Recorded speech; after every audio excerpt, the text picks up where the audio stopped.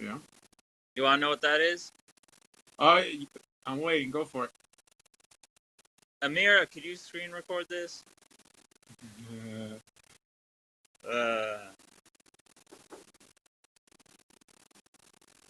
Free Palestine. You know, I'm not even preoccupied with that issue at all. This is a religious show. It has nothing to do with politics. I lived in Israel for 5 years. I support Palestine. That's fine. It has nothing to do with the show. You can be Jewish and be pro-Palestine, by the way. I would say that the vast... Oh, I know that.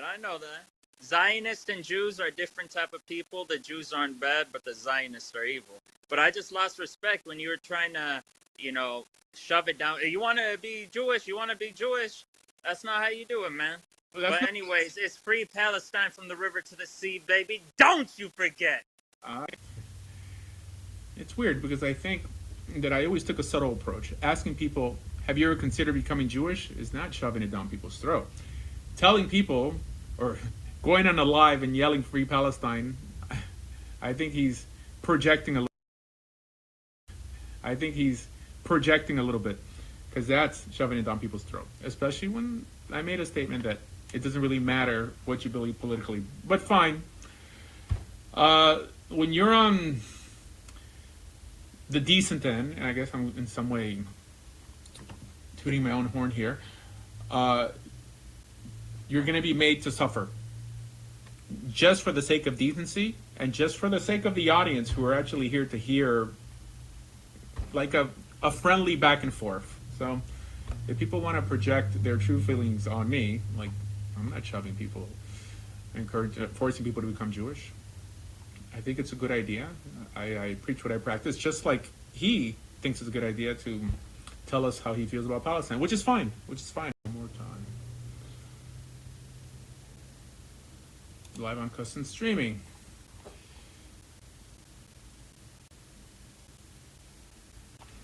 Okay.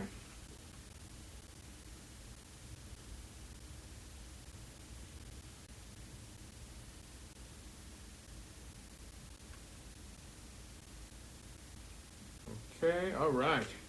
Finally, we got this up. And let me make sure my audio's working. We're going here.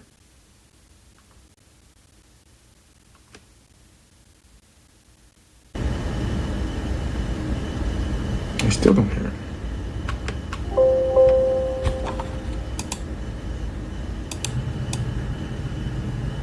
Okay, testing. Testing.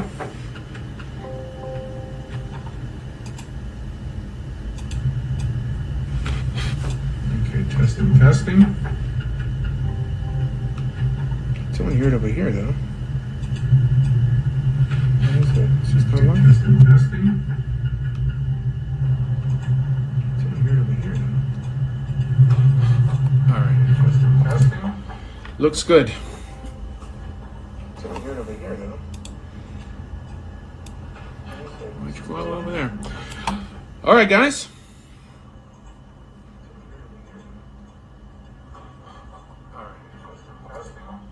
Looks good. Now we're ready. It just took me 12 minutes to get that going. So guys, you know the deal. Torah Judaism. I think it's better. Perhaps it's just a little better, which is fine. Like I always say, the choice in life is typically not between what's perfect and what's horrific, but between what's good and what's better. If you're not happy in your current belief system, perhaps you may want to consider Judaism. If for some reason you don't have a belief system and you're looking for some sort of ethical path in life, you may want to consider Judaism. You may not, but just know that it's out there and it's possible to convert. The reason I sound like a broken record every day, at least regarding this topic, is that there are many Jews on TikTok and on YouTube and on Instagram, but no one is just giving over the obvious, right? Every Jew, or the vast majority of Jews, acknowledge that conversion is possible, but they won't even let people know that. So I go a step further and I encourage people to consider loving God to such an extent that they would want to convert. That's it. And that's all. Not to, I don't think that it's a very hard line. It's a very subtle point. Okay. So let's go for it. So someone is saying that Christ is better. Okay, well, the ideas aren't mutually exclusive. That means someone could technically believe in Jesus and still be part of Judaism if you commit yourself to Torah observance. That's really what makes you Israel, committing yourself to Torah observance. Who you believe the Messiah is secondary. I don't believe in Jesus. Okay, but if someone is adamant that they can in some way depart themselves from who their Jewish Messiah happens to be, I don't think it's such a big deal. Next. Okay. Someone says, I love my Jewish friends, but can't deny the fact that Jesus is the Messiah. Why is that a conflict of interest? I don't get it. If being Jewish is submitting yourself to God's instructions, who cares who you think the Messiah is, essentially? You could think it's Jesus, right? As long as you don't expect me to believe it, it's fine. There's nothing wrong with that. And if you're Jewish or a Muslim and you have an issue with that statement, just come on here and I'll explain how I came to that conclusion. Okay. The Jews that don't believe in Jesus, which is wrong. I don't know what that means. Are you excited for your girlfriend to... Okay. Okay. If you don't believe in Jesus, then you're not Jewish. See, it's that attitude that's not helpful. Okay, so Jesus is the kind and every... Okay, Jesus is the kind and every knee will bow regardless of how you feel. Okay. I don't feel that's true. As a Muslim, we have to accept Jesus as our Messiah. It's interesting. Your notion of the Messiah doesn't resemble the Jewish notion of the Messiah. Like almost any Islamic concept, you in some way appropriated it and Arabized it and gave it different meanings. Just, in my opinion, to hijack other religions or to bring people from those religions into yours. Do you expect me to believe... Someone, hold on. Do you expect me to believe you, a white man, is from Palestine? If so, what? Well, I don't know. Maybe you want to zoom into my face here. I'm not so white, and I'm not from that region either. I converted, but I guess the bot can't read or can read like facial structures and see how much melanin I have in my DNA. Okay, Jesus called. Okay, I don't even want to say that word. Very good points about the messianic. Okay, I'm trying to be very fair and honest according to Jewish sources. Okay, there are Jewish sources that want nothing to do with Christians. I think if I could dialogue with any rabbi on this notion, they would have to agree that the notion of the Messiah is in somewhat a secondary belief. Okay, apart from what Maimonides wrote, I get it.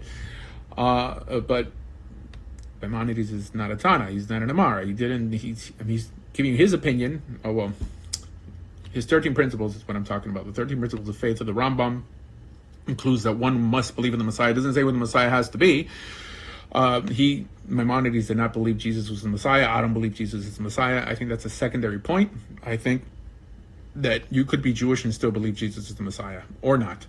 I don't think that's important. Torah covenant is essentially what Judaism is, committing yourself to Torah observance. So if you're stuck on Jesus, then okay, not a big deal. Okay. So someone says, I'm not sure about the meaning of Yeshua. I guess you're trying to say Yeshua. Let's see. Any Jewish here from Germany, please write me.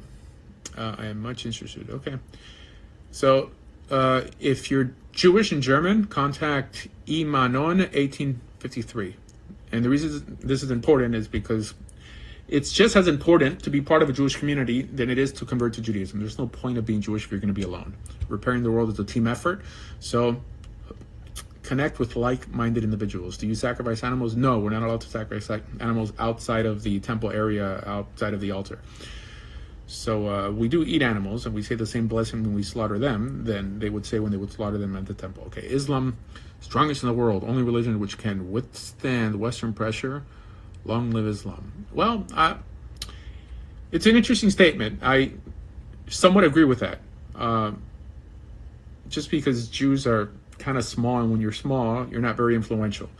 But yes, Islam kind of, I think, does a good job defending its own values and beliefs, while most Christians traditionally sort of given. Most Jews given. Okay, sorry, you don't look Jewish. That's fine. I actually converted to Judaism 20-something years ago. Why don't you have a tabernacle? Well, because we haven't built one, essentially. We could have. In 1967, we had the Temple Mount. We gave it back. I don't think building a tabernacle now would be the greatest idea, just because who's going to run it? How does someone look Jewish? Yeah, we know what he means.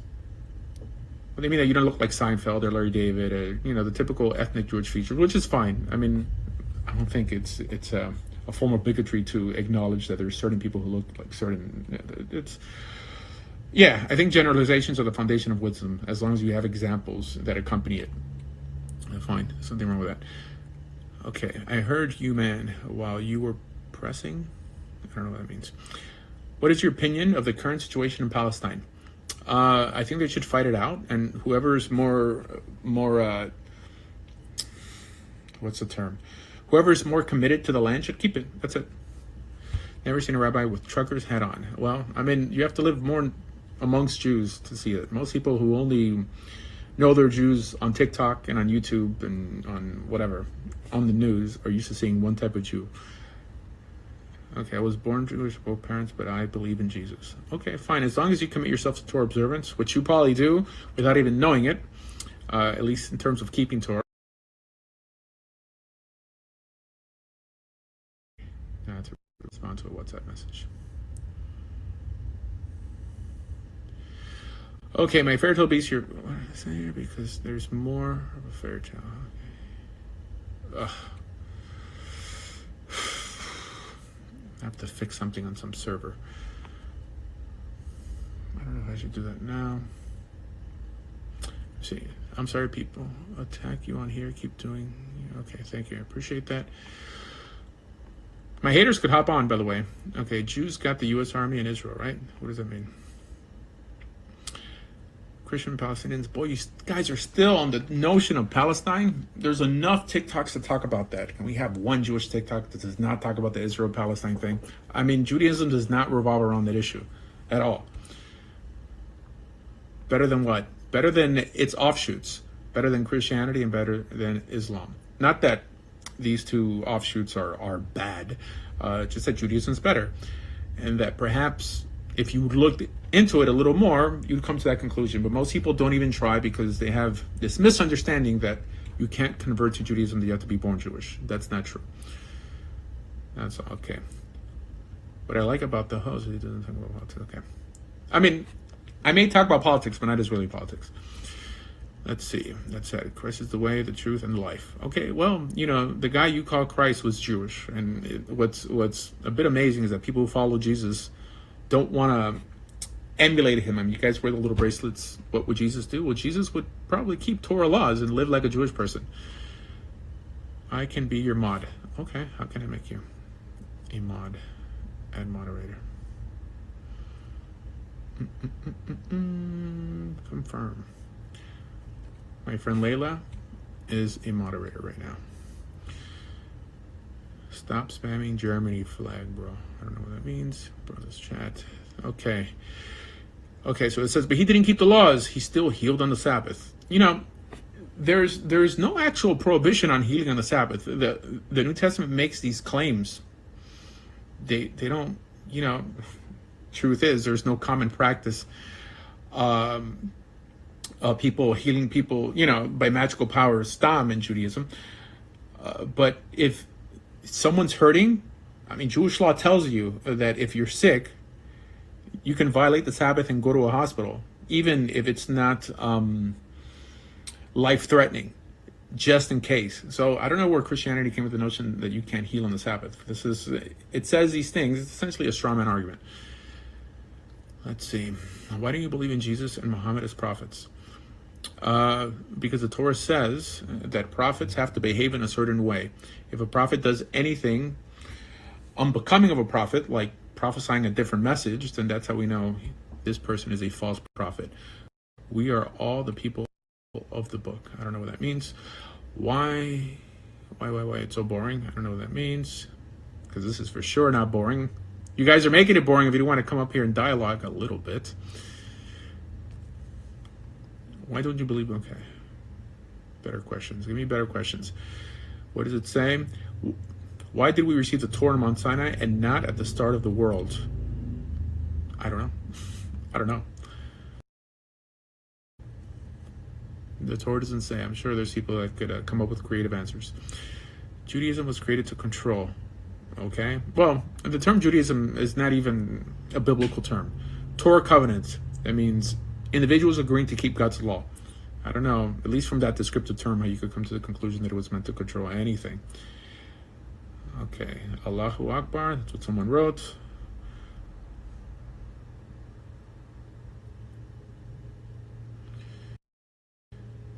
Let's see. Why do people make religion a problem? Well, that's not me. Do you consider Kabbalah Judaism? I do consider Judaism. I'm not a fan of Kabbalah at all, but it's one of those extracurricular beliefs.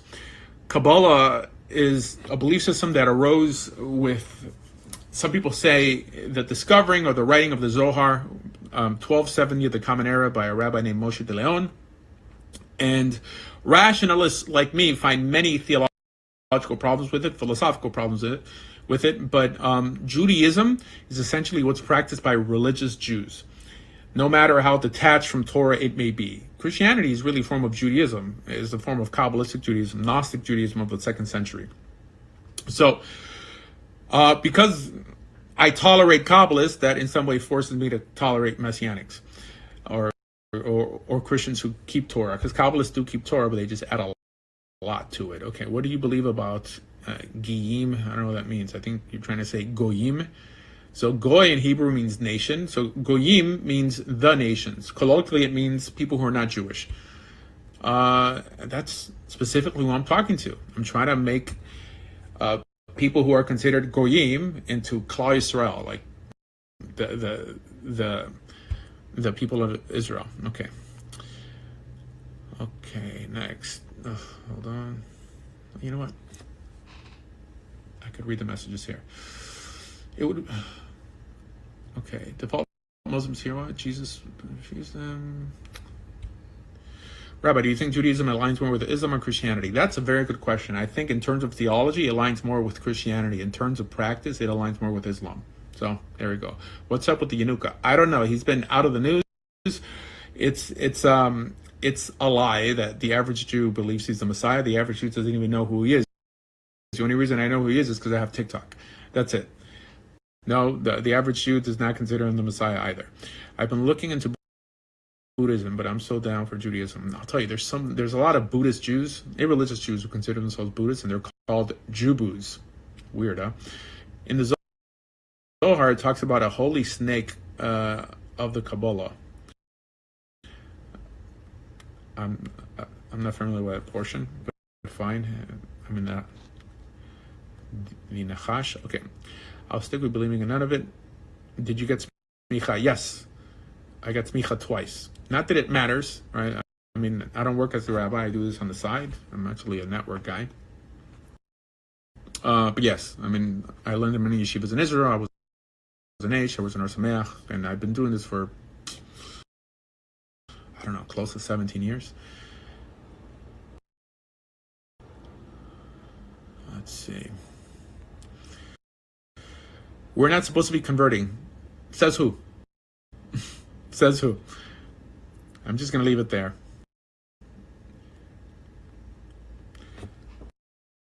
I know that it may seem a little shocking to see a Jewish person encouraging other people to consider becoming Jewish. And the knee-jerk reaction from most Jews is to call it not Jewish or whatever, or call me not Jewish.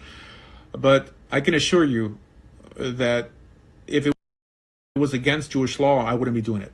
Okay? And it'd be stupid for me to call myself a rabbi. A rabbi means someone who essentially teaches Jewish law. I know nowadays rabbi just means life coach. But according to Orthodox Judaism, my job is to give over Jewish law, and that's it. If there's anything that I do that violates Jewish law, I would stop doing it. So there's nothing in Jewish law that prohibits me or anyone from encouraging people to become Jewish. Nothing.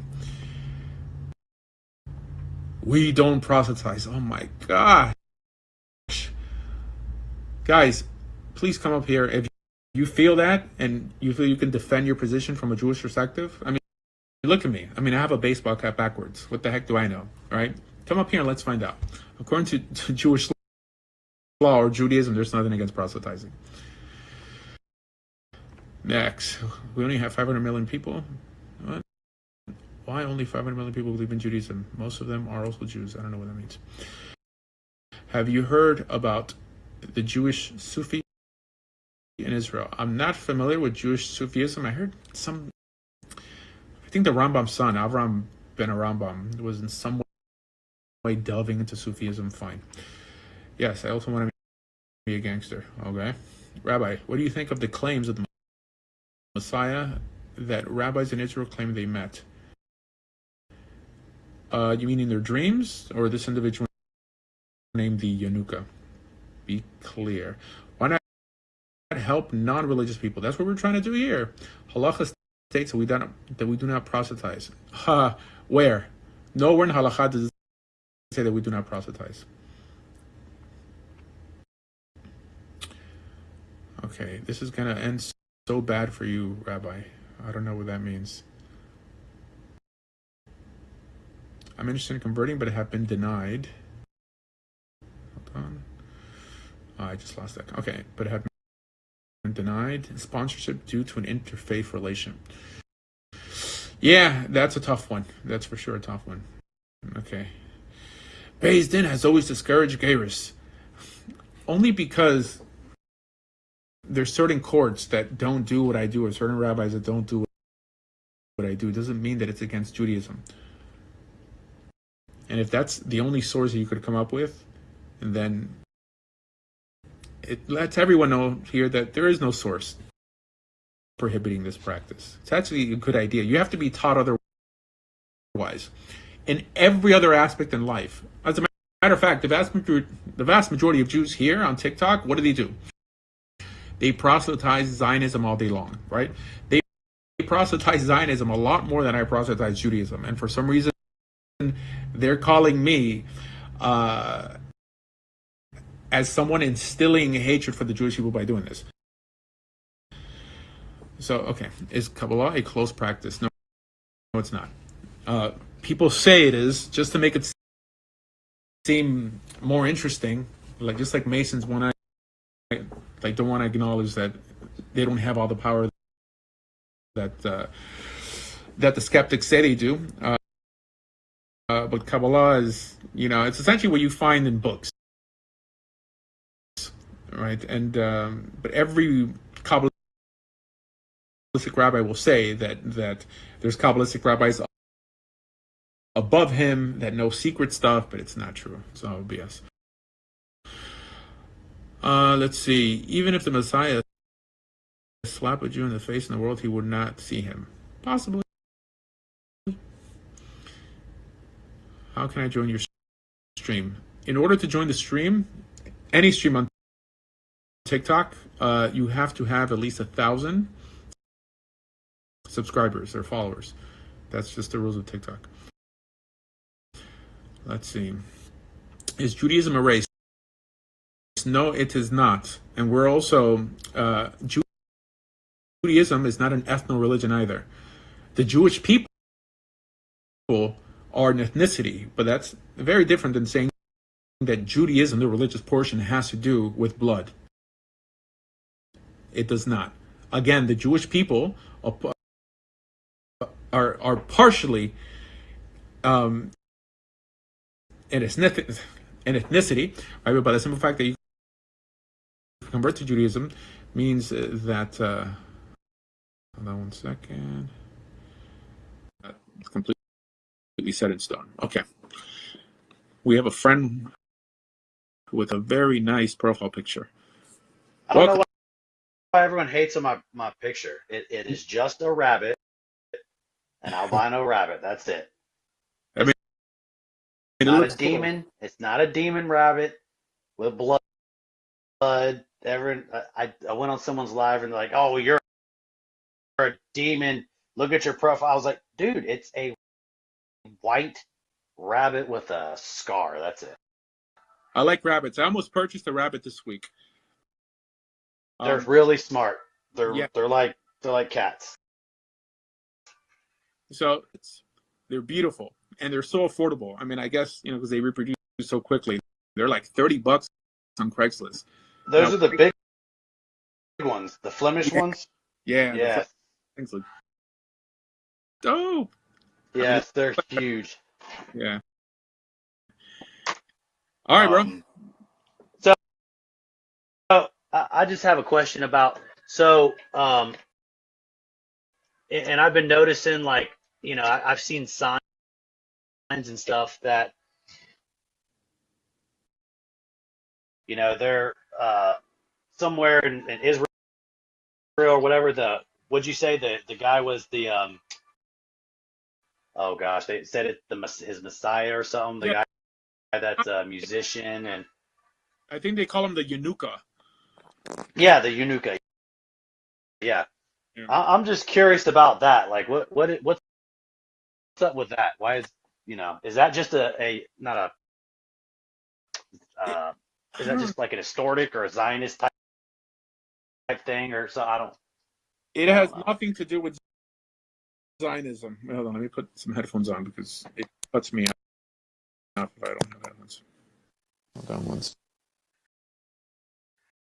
To do with Zionism. It's the people pushing this idea are mainly Christians, end time Christians. They're the same Uh, guys who always push like that the red heifer was found.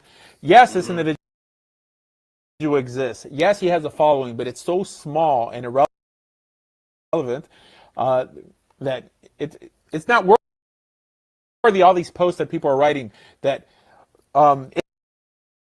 Israel has found their Messiah. It's not true. It's not true. It's so silly. Now, there have been times in Jewish history where rabbis have been accepted by the vast majority of Jews. Like there was one rabbi named Shabtai Tzvi that was accepted by the vast majority of Jews.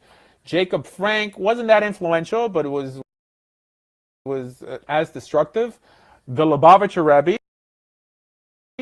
accept was accepted by Chabad, which is probably not the largest Orthodox group, but probably the most influential one. But no one really knows who this guy is. I mean, yeah.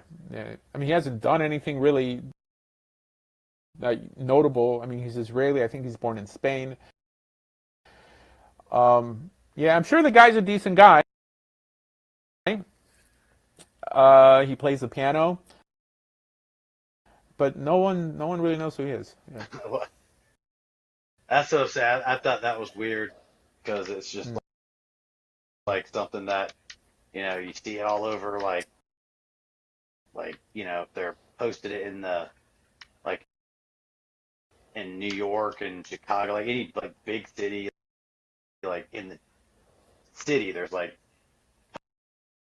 posters up and stuff. So I'm like, what is going on with I doubt there's posters, and if for some reason Jews felt that he was the Messiah, you figure there'd be one TikTok live here promoting that, or you know, but the only people talking about it are Christians. Yeah, this? and I mean nowadays it's hard for Jews to agree on anything, especially on one specific Messiah, because Jews who are, let's say, Sephardi aren't.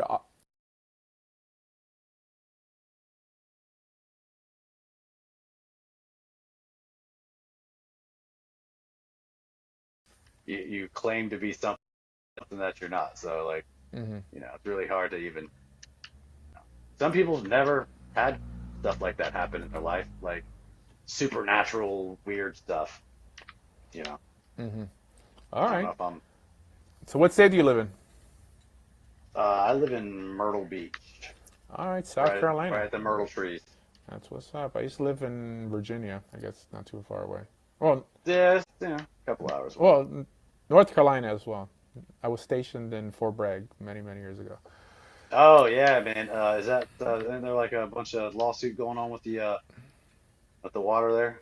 Oh, I don't know. I mean, I Oh, was that's there not Fort in. Bragg. That's crap. Oh, you're thinking of The water. Fort Pendleton, or No, that's Fort Bragg. Yeah, no, is it? was No, it I Fort don't. Bragg? I don't know. There's I don't know. something about the water's polluted or something I keep seeing. But anyways, yeah, man, I just wanted to see if you knew anything about. Oh, that's right. I got one more thing. Okay. All right, go ahead. So what was it? So back in the day, way back in the day, um, when oh gosh, what was his name? So there's a like a family, um, oh gosh, there's a big controversy, and they, in the Bible where it says some that are Jews and they claim they're Jews but they're not Jews or something. Yeah, well, that's in the Um, Christian Bible. It's in the Book of Revelation, I believe. yeah, yeah, I can't remember. It was oh my gosh, it's like the Z something. They're I don't know. They lived in Russia. They lived in Russia. It's like the Zionist thing. Like oh my Oh, God, then they were kicked out of Russia, and then they just go from place to place, like, and they said it was like a Luciferian type thing or I something. think I heard about this, but I think they're Karaites. Are they called Yeah, yeah. the Sabbath It's a something Sabbath? It's not Sabbateans. It's a Sabbath. I can. it's Maybe like a someone in the audience weird, could, yeah, could it's a fill us in. weird name. It's like they changed their name or something, and um, Oh, the yeah, they're Khazars. the one. Yes, yes, the Okay. Khazars. Yes, Yeah. yes. Okay. All right. So that's something else. That's they believe that that Ashkenazi Jews are descendant of these individuals who lived. Was it off the Black Sea or the Caspian Sea? It was a kingdom that converted to Judaism called Khazaria. And I Hmm. think there's proof of that. At least there's rabbinical proof. There was a rabbi. Was it the Radbaz? It was a rabbi who was writing letters back and forth. Right. I mean, it first appears in a book by Rabbi Yehuda Halevi called the Kuzari, that the king of Khazaria wanted to convert to a religion, and he didn't know which one. So he brought in I believe, a priest, a rabbi, and a Muslim. Sounds like And a they're right, joke. and they're trying to make the case for Judaism, and it seems that the Jew makes the best case. So the king and the kingdom converts to Judaism, and then people want to claim that this is the foundation of Judaism. not of Judaism, but of white Jews or Jews Yes. with lighter skin. And people who are anti-Zionist try to use that as an excuse to say that the Jews in Israel, when the Jews in Israel, the vast majority of them are Sephardi to begin with, they're not really Ashkenazi, like European looking, that they don't have a claim to the land because they're descendants of these individuals, the Khazars. I mean, of course, you could convert to Judaism. That's also part of our religion. But yeah, that's what people believe. All Well, right, we. yeah. Well, all right. That was the other question. Well, all right, man. Okay, Thanks for having me on. okay, man, take it easy. All right. All right, welcome, new guest, new to this truth too. Yeah, what's your name? Shalom. You're Okay. hold on, you're breaking up a little bit. What's Try your again. name? My name is Asher. Say, what's your name, man? Asher. Okay, my name is Osa from the tribe of Judah. Okay. No, Osa from the tribe of Judah. Okay. You understand? Yeah. By what stretch of anyone's imagination do you sit here just so cockily and purport that you're a Jew? Because the Torah. Everyone knows the history. The gig is up. All right, hold No, on. the Torah says Do you want answers? that the Jews Do would you be want in answers? captivity. Yeah, come on. Yeah, come on. Okay. Yeah, I All right. want all the answers. Sure. Okay. And So, I don't all want right, doctrine. We hold could we on. could we Hold could go on. to the Torah and Right. I'm not speaking doctrine. I'm speaking what the Torah teaches. So the Torah states that being a Jew is not limited, or being Israel is not limited to flesh and blood. That means that someone could also convert to Judaism. we're not Oh, well, no. You I'll don't tell just get you. to make a All ridiculous right. All statement like right. that. I'm Okay, gonna hold need on. book, chapter, and Sure, verse. sure. Okay, so on Book, Mount chapter, Sinai, and verse where the Torah says, hold on one second. On Mount Sinai, there stood a mixed multitude of peoples called the Erev Rav. book, chapter, verse. Okay. In this book we call the Bible that is strictly ethno-religious. All right. I'm not going to have, someone here who clearly doesn't want a dialogue. Okay, next.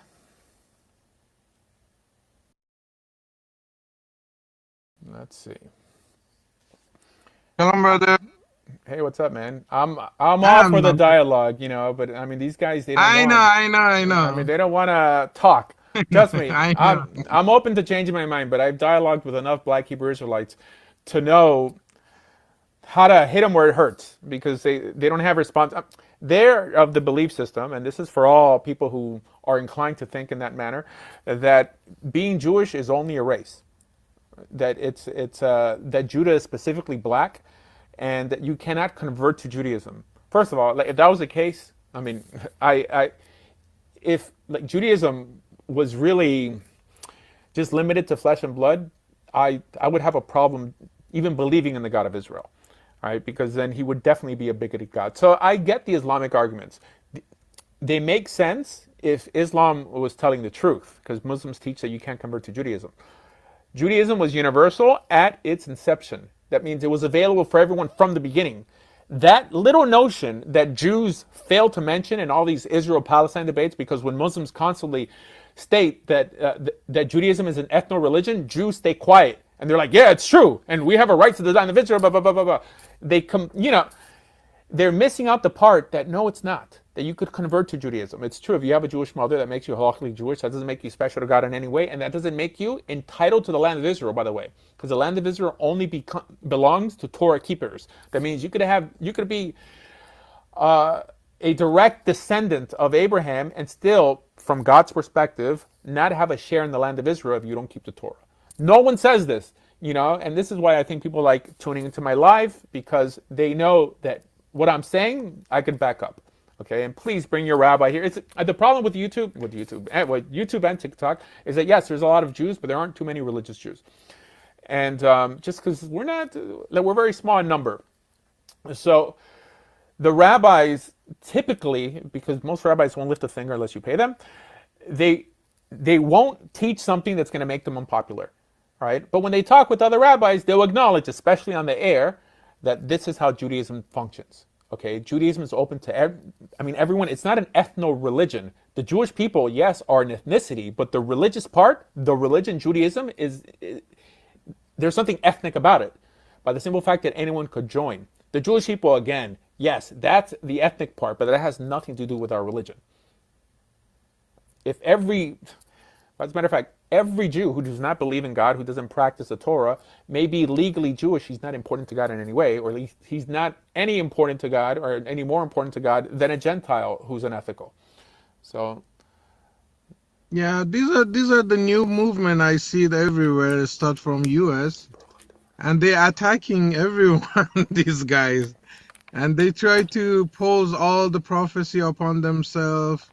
They try to say Solomon says, "I am black and you're black," but they don't know our culture. So in our culture, if somebody failed to do something for someone, he always says, "My face is black in front of you because I failed to do it." Or if someone is steal something, we put them on the donkey backward and we make their face black with the charcoal, and then we turn them around the city. yeah, but that's not what it means. Okay, well, there's no statement in the Torah that says that God is black. And yeah, exactly. But these guys choose all those, our culture, that when we said our face is black because I failed to do something for you, and they say, "Oh, see, all the Jews are supposed to be African or Ethiopian." yeah, right. Yeah, but that's not what the verse means. Because they're quoting, I think it's in Jeremiah, that when it says their face is black, it means no. Okay, so Solomon, the Song of Solomon, is talking about one of Solomon's concubines that is speaking there. It's not Solomon. Anyone who reads it in contextually, that where it says "I am black and lovely," that's a concubine is speaking, or his lover, right? But in terms of the portion in the prophets that talk about that my face is black, it's a sign of mourning. They would put ashes on their faces. I mean, to be literal. Okay. Anyways, welcome, Boss Man Bid. Yeah, hi, how's it doing, man? Shalom Aleichem, Shabbat Shalom. All right, not Shabbos yet, but Alechem Shalom. Yes, welcome. Okay, yes. I was curious because I've actually asked a rabbi about this. So why exactly don't Jews proselytize or proud to proselytize? Why don't they exactly? Okay, so there's a few different reasons. Jews used to proselytize till it was outlawed by the Emperor Hadrian, and then while they were in exile, the countries they were in didn't allow them to do it. So that's probably the historical reason why they didn't do it. There's an understanding also that you don't have to be Jewish necessarily. You don't have to be Jewish to have a place in Israel. It has nothing to do with pleasing God. This came later. To live amongst the Jewish people in biblical Israel, in redeemed Israel, because right now Israel is a secular country. If you live in Israel, you still live in exile. If you keep the 7 laws, you're tolerated amongst Israel. Then the belief arose, because there were 7 laws, that possibly if you kept these 7 laws of Noah, you would have a share in the world to come. It wasn't a monolithic idea. Some rabbis said yes, some rabbis said no. Kabbalah really solidified the notion that Jews don't proselytize. Kabbalah. So Kabbalah was invented essentially in the 13th century with a book called the Zohar. It invented the notion of a Jewish soul. So Kabbalists separate the world between people with Jewish souls and people without Jewish souls, and they believe that if someone converts to Judaism, it's because they were Jewish all along. So they think that people who are Jewish all along are in some way going to come on their own, that you don't have to look for them because they're in some way spiritually or genetically disposed towards Torah. I think it's a primitive idea, whatever. And that's the main reason why Jews don't proselytize, or at least the 3 main reasons. But I don't believe I don't believe that only because some emperor told us not to do it, that I can't do it as a proud religious person. And I'm not convinced of these Kabbalistic ideas. And I think that the way you make the world a better place is by changing people's minds. It's clearly a numbers game. If there's something that I found beneficial, for me, that whether if it's a gun I bought or like a piece of cake I ate, I'm going to share it, right? If there's a movie I like, I'm going to let you know because I want you to enjoy it as well. Only Judaism. You have to be taught to think like this because it's not even rational. And Jews are big in marketing and stuff like that. It makes sense that if you have a product that's life-changing and doesn't only help people live better lives, but it improves your life because we're forced to share this planet with other people, obviously you want to share it. Obviously. It's such a no-brainer. That's why you guys, not you in particular, but these Jews or these rabbis who want to disagree with me make my job as someone who debates so simple. Because 1, I know Jewish law, okay? And I know what it says and I know what it doesn't say. And 2, common sense is on my side. Apart from the sources. Not that there are any sources that say that we shouldn't encourage people to become Jewish. So, yeah. And 2, it's a great idea. And I like helping people. But don't Jews want to maintain like the bloodlines, the 12 tribes of Israel and all that stuff? No, nonsense. First of all, the average Jew does not know what tribe they belong to. Outside of some Levites, right? Kohanim, which are priests, are like from the tribe of Levi. The average person does not know what tribe. So there's 10 lost tribes that there's an opinion in the Talmud that says that they're not coming back. But anyways, some of them did come back and they were absorbed into Judah, right? So Judah is also made up of Benjamin, partially of the tribe of Simon, like of Shimon, and Judah and Levi.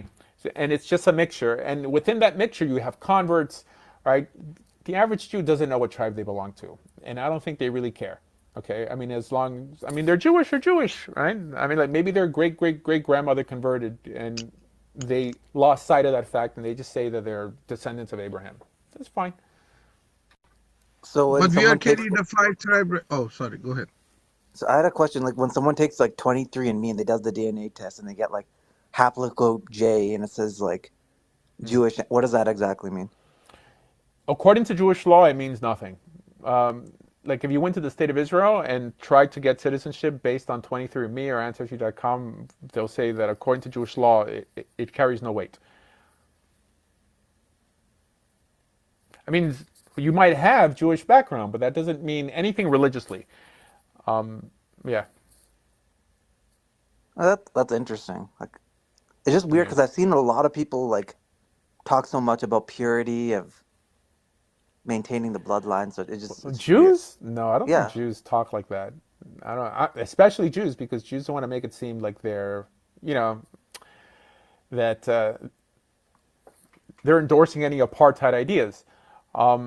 Jews don't talk like that. Especially like Ashkenazi Jews are very open-minded. Like if, let's say someone who's black like walks into a synagogue, I mean, he's going to receive special treatment, good special treatment, because they're quite welcoming. The average Jew is welcoming. The issue is rabbis.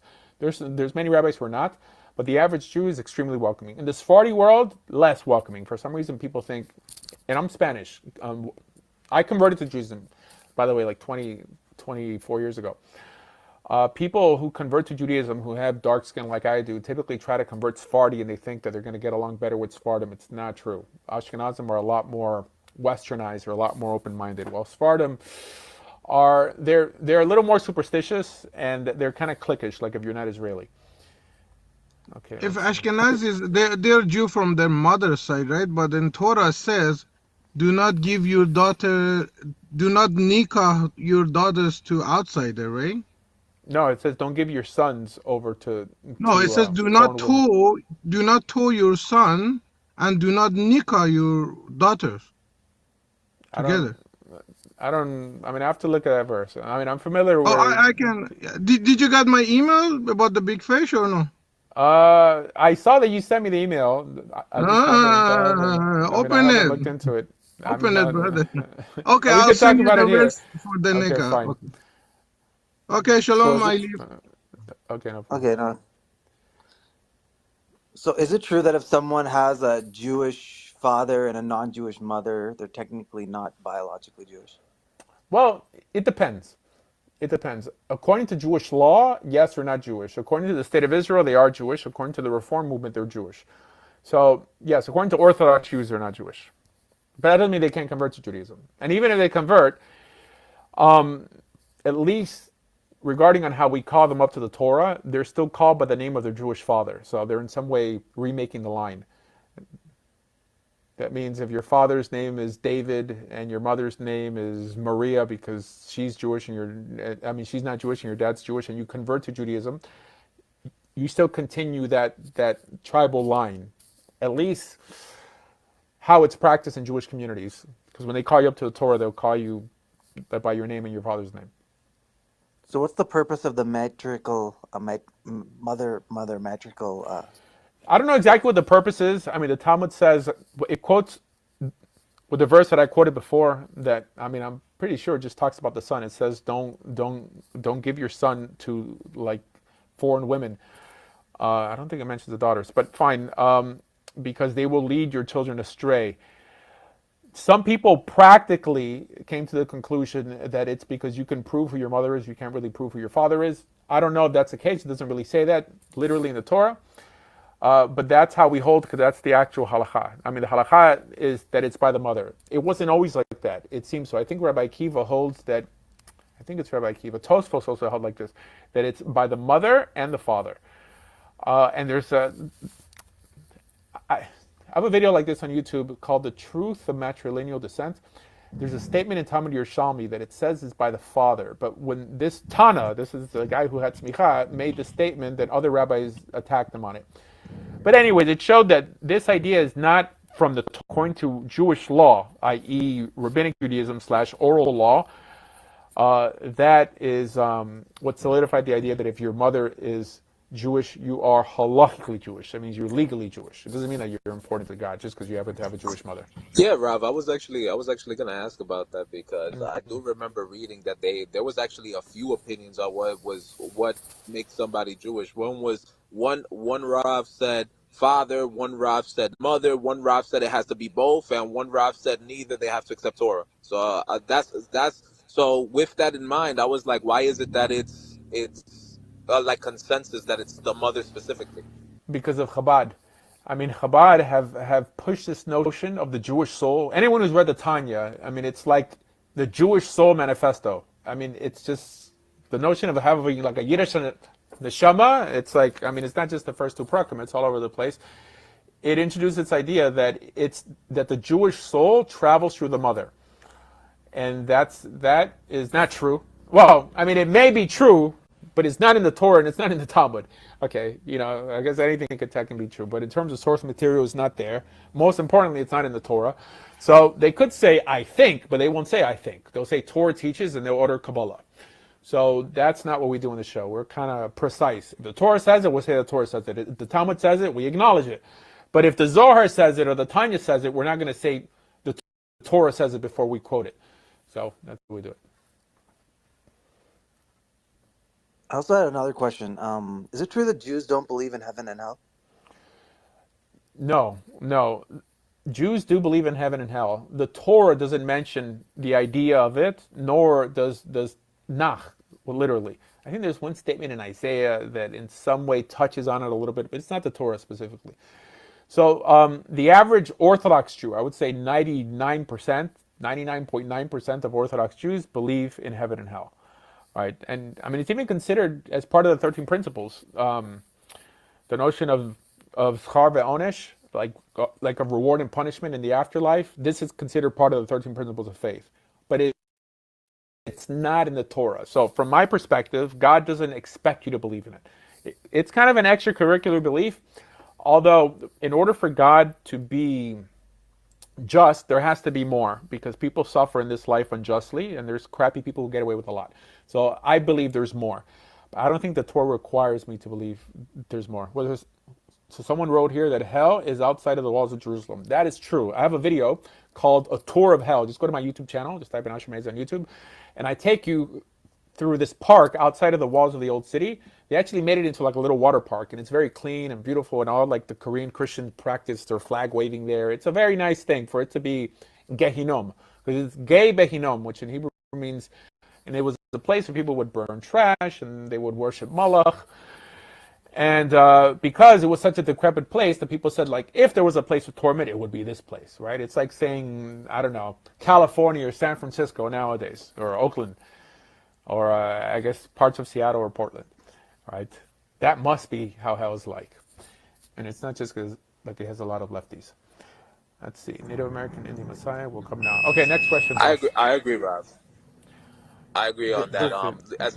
Especially when I read Nach, specifically like Tehillim, it actually gives me the opposite idea. It makes me believe like there's really not much of an afterlife if you're going straight just by Nach and no other source, because it's like you get statements like on the dead cannot worship you on the grave, the dead does not hear and see, and yada yada yada. So it gives you the kind of sense like once you die, I mean that's pretty much it.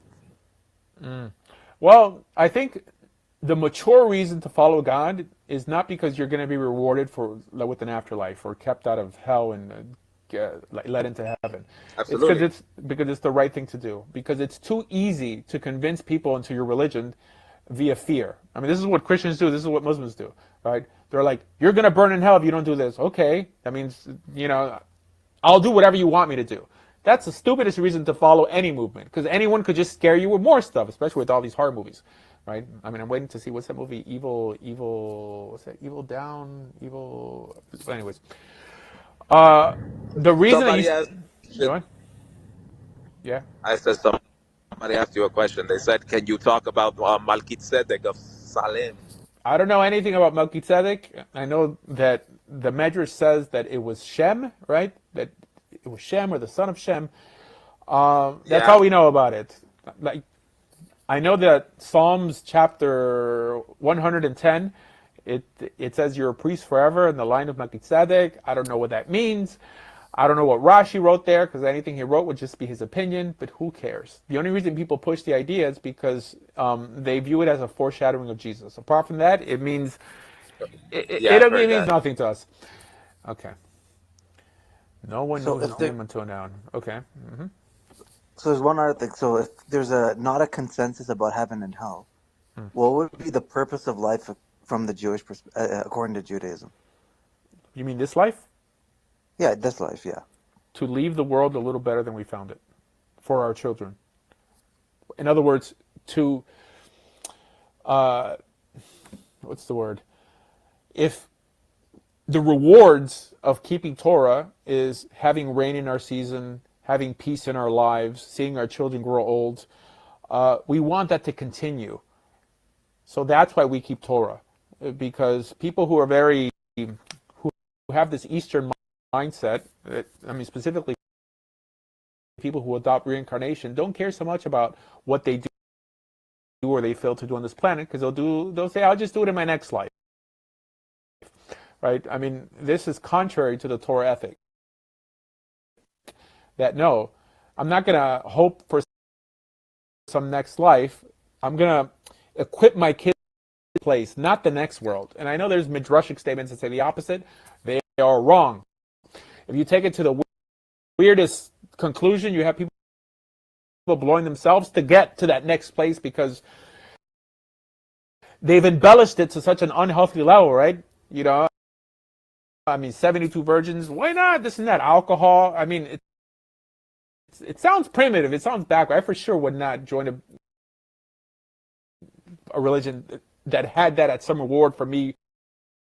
Like, embellish the ideas. God laid down ethical, moral training in the Torah.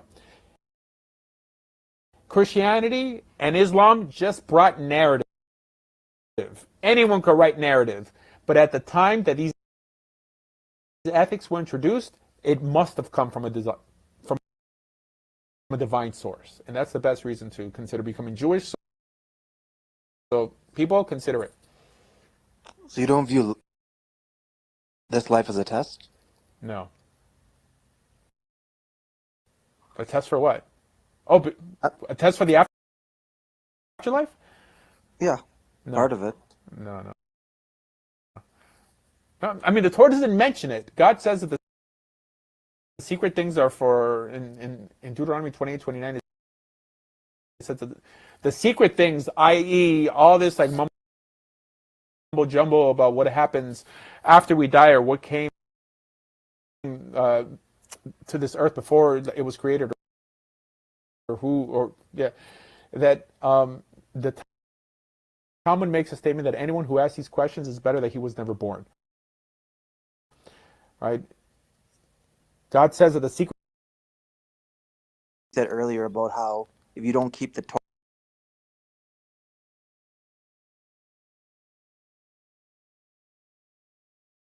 you're not entitled to a date. I don't think, and I think a lot of Jews are like religious, if you want to put it that way. Right. So does that mean that most Jews are not actually entitled to the state of Israel? From a biblical perspective, you are right. They are not entitled. Yeah, well, that's not Abrahamic law; it's Torah law, right? I mean, God says that Israel is His land, and we are strangers working His land. That we're entering a land that devours its inhabitants, and it's going to basically spit you out. So the land of Israel does not belong to the Jews. It belongs to whoever keeps the Torah.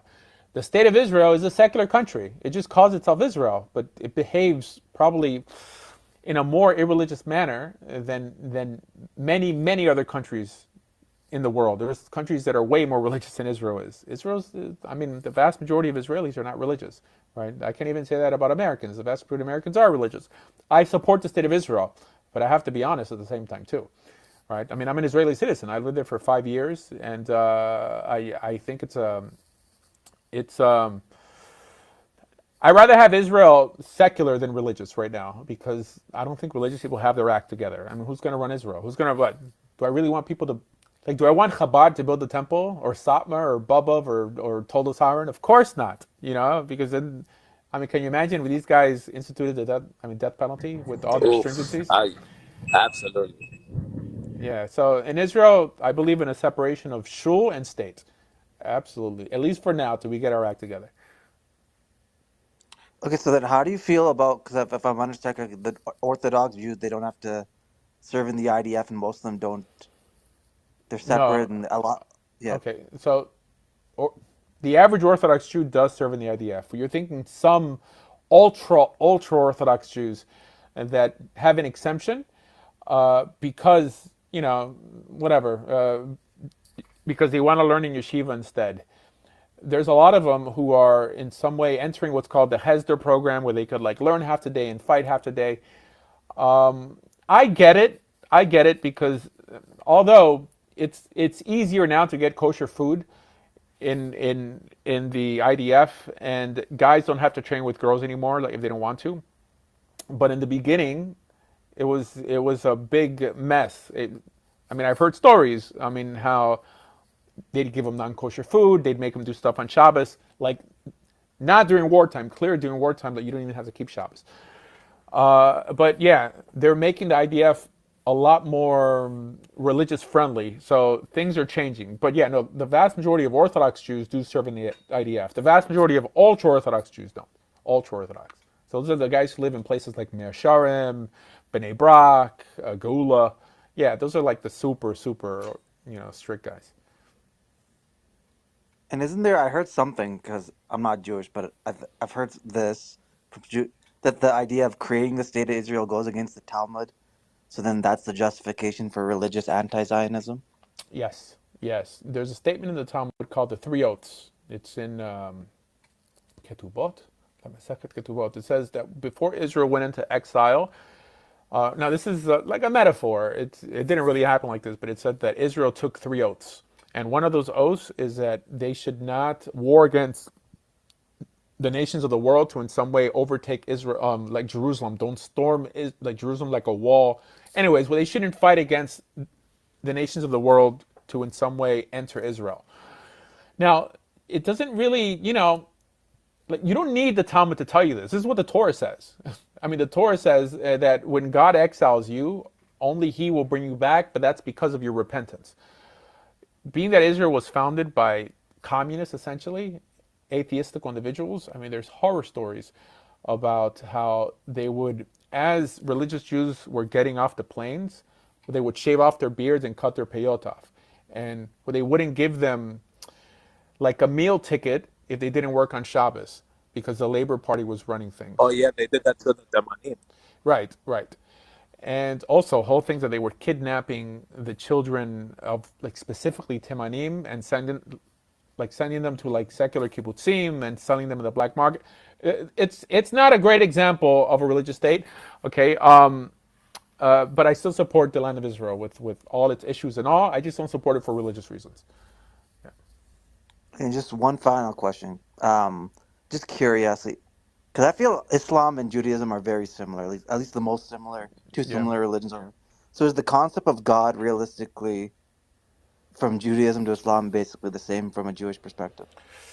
No, no. Well, the concept of one God, yes, but what that God expects from you, it's is the Islamic God expects one thing and the Jewish God expects another thing. So this is why it can't be the same God. Only because they recycle certain words, right? Where they appropriate words like Allah, which it comes from Aloha. There's, prostration is a Jewish practice that Muslims adopted. Muslims pray 5 times a day. Jews also pray 5 times a day, where they just lump it into 3 segments. I mean, heck, even the hijab is mentioned in the Mishnah, and like the Kufi Rambam keeper. talks. Yeah, well, Kufi. Well, I mean, Arabic in general is like a twisted Hebrew, right? I mean, it's the same word. I mean, mitpachat is. Anyways, so in practice, yes. In theology, no. I mean, I think we have more in common with Christians just because we share the same Bible, right? I mean, Muslims have a different Bible and they appropriate all our prophets, but they sort of they change the narrative. Like when our prophets are mentioned in the Quran and in the Hadith, for some reason they're sinless and they're like, they're not the same guys that appear in our Bible. So only because they say that they believe that David was a prophet and Noah was a prophet and all this stuff, but but they're different people. I mean, they're just using the same name, so it's kind of trickery. So this is why I like Islam. I just think that Judaism is better. I think Islam, at least from a Jewish perspective, is a form of idolatry, just because idolatry in Hebrew means avodah zarah, which means that it's foreign worship or foreign service. So the only way we serve God from a Torah perspective is by keeping God's commandments. Being that they have different commandments, then they don't serve God the way we serve God. So they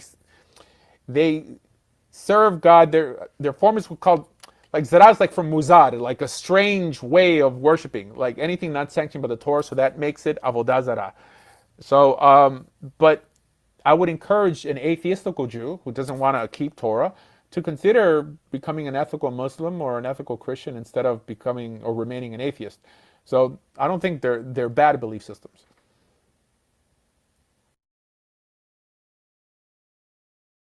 Just one final thing.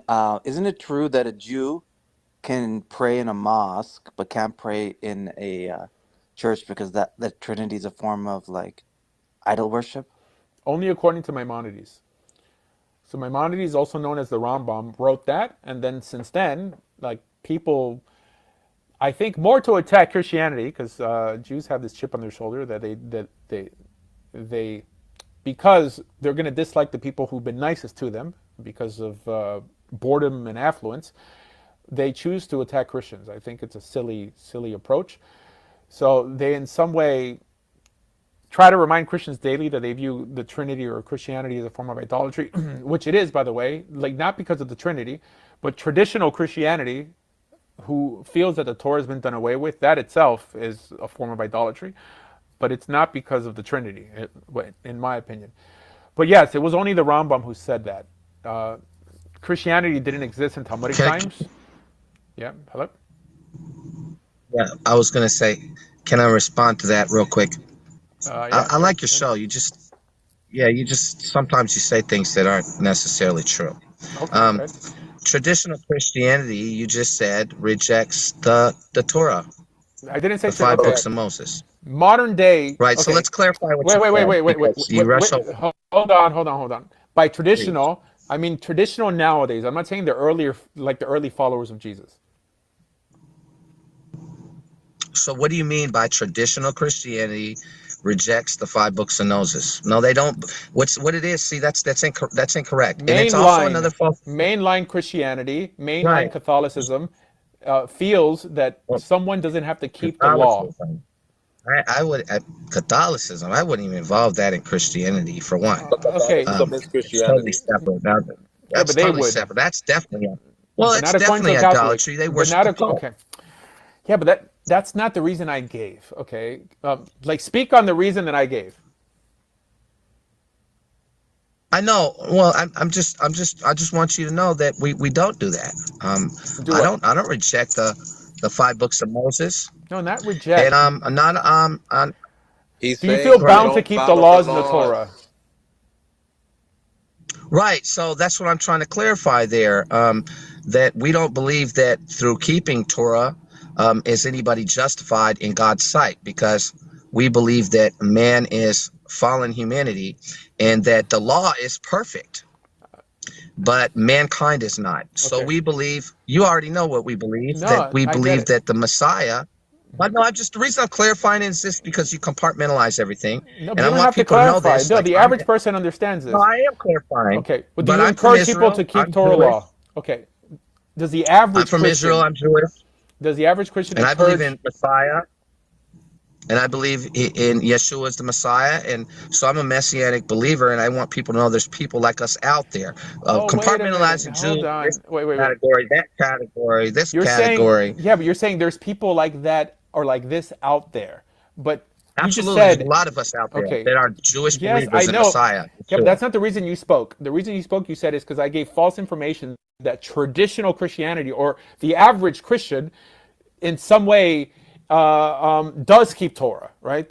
I mean, is that what you're trying to say? Or the average Christian encourages the keeping of Torah? The idea that, well, for one, I mean, there's a lot of things there that are issues. For one, within religious Judaism, which has sects within itself, just like any other religion like Islam or Christianity, which you're well aware of, but the people aren't really familiar with the different sects within Judaism, and there's a lot of them.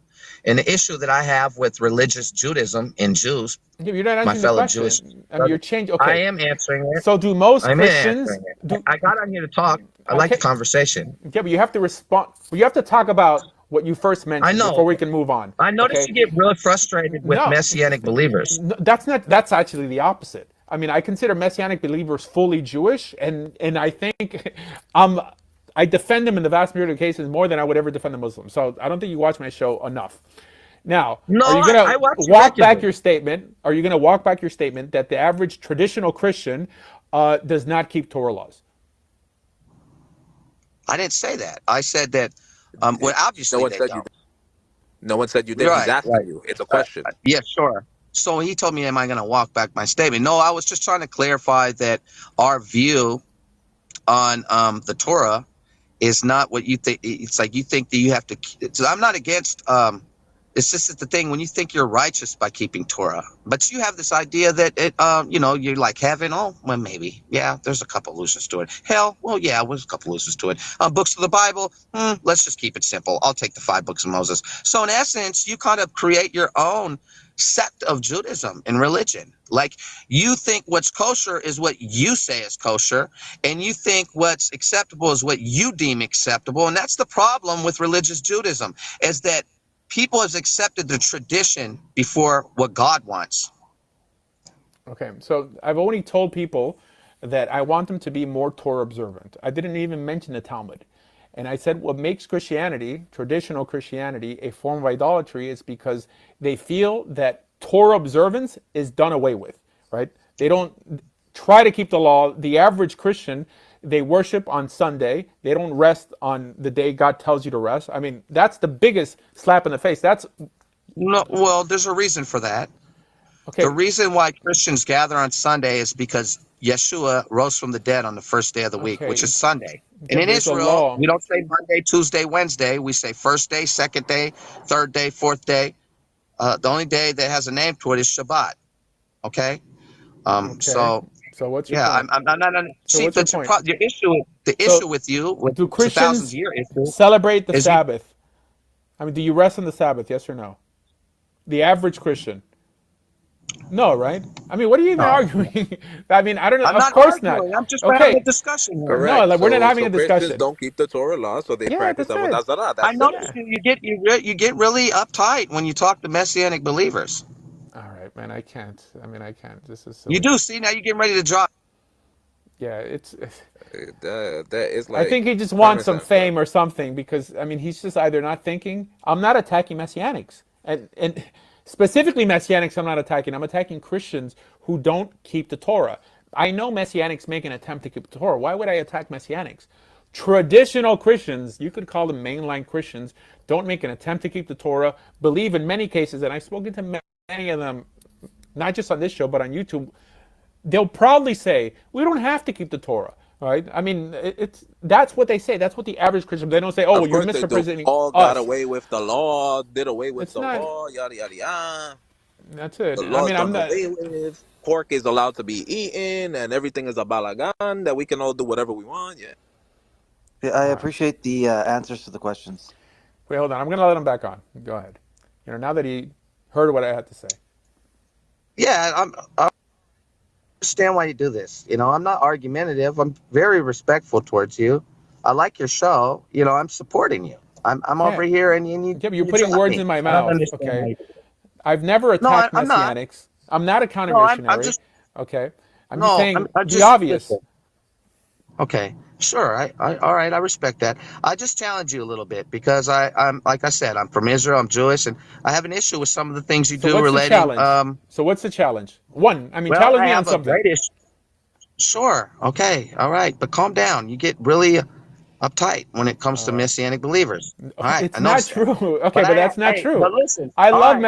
There you messianics. go. You're smiling. Good. All right. Now check this out. Well, I'm one. So show me some love. You dropped me twice on your show now, Yeah, but not and I've listened inherently. to you. I mean, I don't love messianics inherently. I forgive you. It's okay. All right. Check it out. So one of my issues with you is that you reject other books of um, other than the 5 books of Moses. I asked you if David's a prophet. You said no. Right. I'm like, are you kidding me? King David wasn't a prophet? Right. I mean, come on now. Come on now. I mean, I think Okay, you're so being what's a a little prophet? disingenuous. I mean, you're from I Israel. think I you're mean, being tell me what a prophet disingenuous. is. I really think you're being So, disingenuous. And I mean, can you explain to me what a I don't. prophet is? Well, a prophet is someone who is called by God to speak regarding the future in prophetic events. And David is most definitely, most assuredly, by most Jews, even secular, who don't even practice religious Okay. Judaism or Christianity, many So would wait, acknowledge hold on. Wait, that calm down. I David mean, you're was a telling me to calm prophet. down. Okay. So that's not what a prophet is. Post the Torah, prophet is someone who points you back, not tells you about something in the future unless he's talking You about telling your me a prophet? exile. Hold on one second. Unless he's telling you a countdown that if you don't repent by a certain time, you're going to be exiled. He's not there to tell you what's going to happen 100 years from now because everyone he was speaking to would have been dead by that time.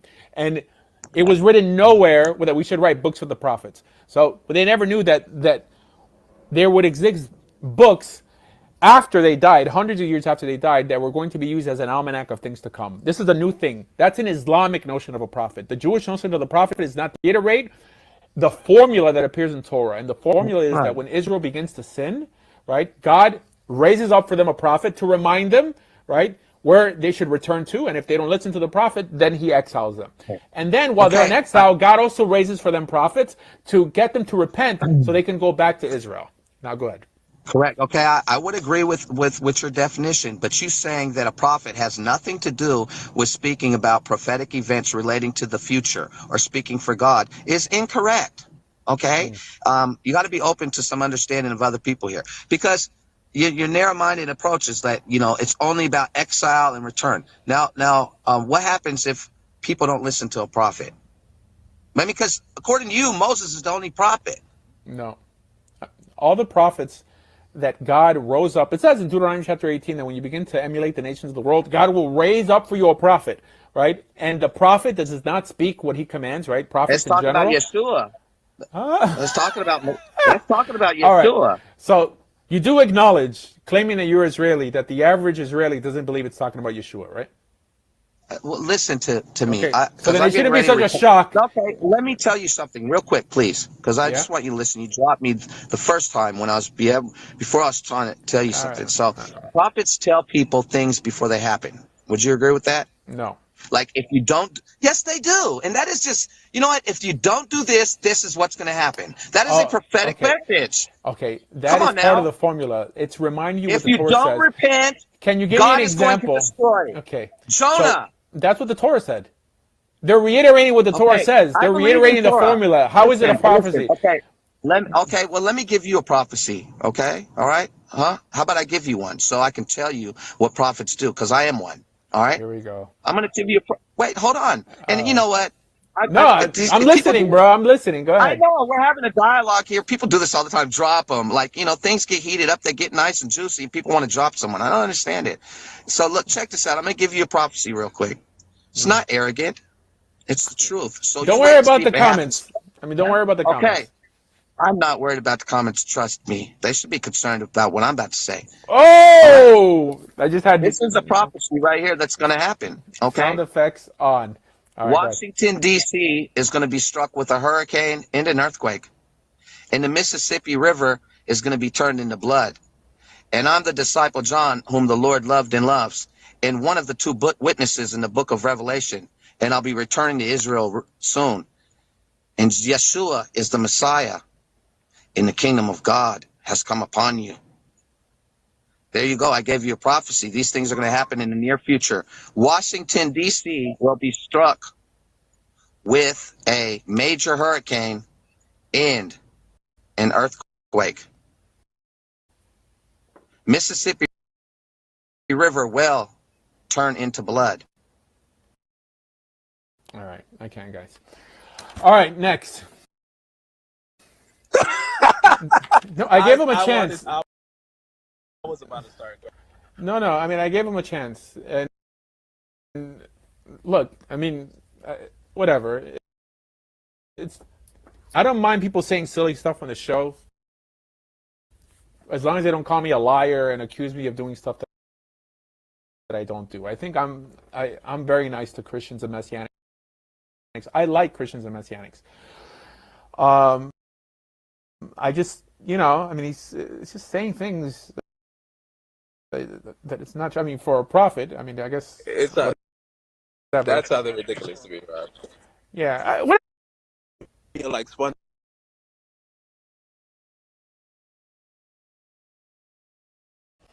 that's it. How about some like Puerto Rican nationalism? And Puerto Rico will become a state. So all the Ricos will go, whoa, coqui, coqui. That's it. I'm saying Woo! it, because First of all, Rob. yeah. All the Puerto Ricans right now, they're extra up right now. We finally beat DR in baseball, so it's finally pegado. It's Right not now, con no they're more. extra up right now. We finally. All right. I mean, I don't follow baseball. I don't follow baseball, but I hear you. Hold on. I'm trying to fix my theater mode. There we're back. Okay. There we're back. All right. So Rob, I got a question. Now that he gave a prophecy, now that he gave a prophecy, do we stone him? Don't come true. Do we stone him? No, man. I mean, I don't even want to. I don't even want to. I don't think the guy is. I don't think the guy is. I mean, first of all, I don't like questioning where people. I don't like questioning where people are from. But I mean, it's kind of like Miss Cleo. I always felt that she wasn't Jamaican. I don't think this guy's Israeli. So whatever.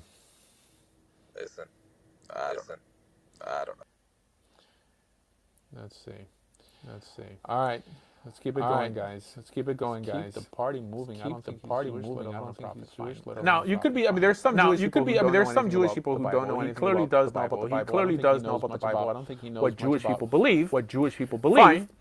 Fine. But most Jewish people are not as devout as he is. I mean, the truth be told.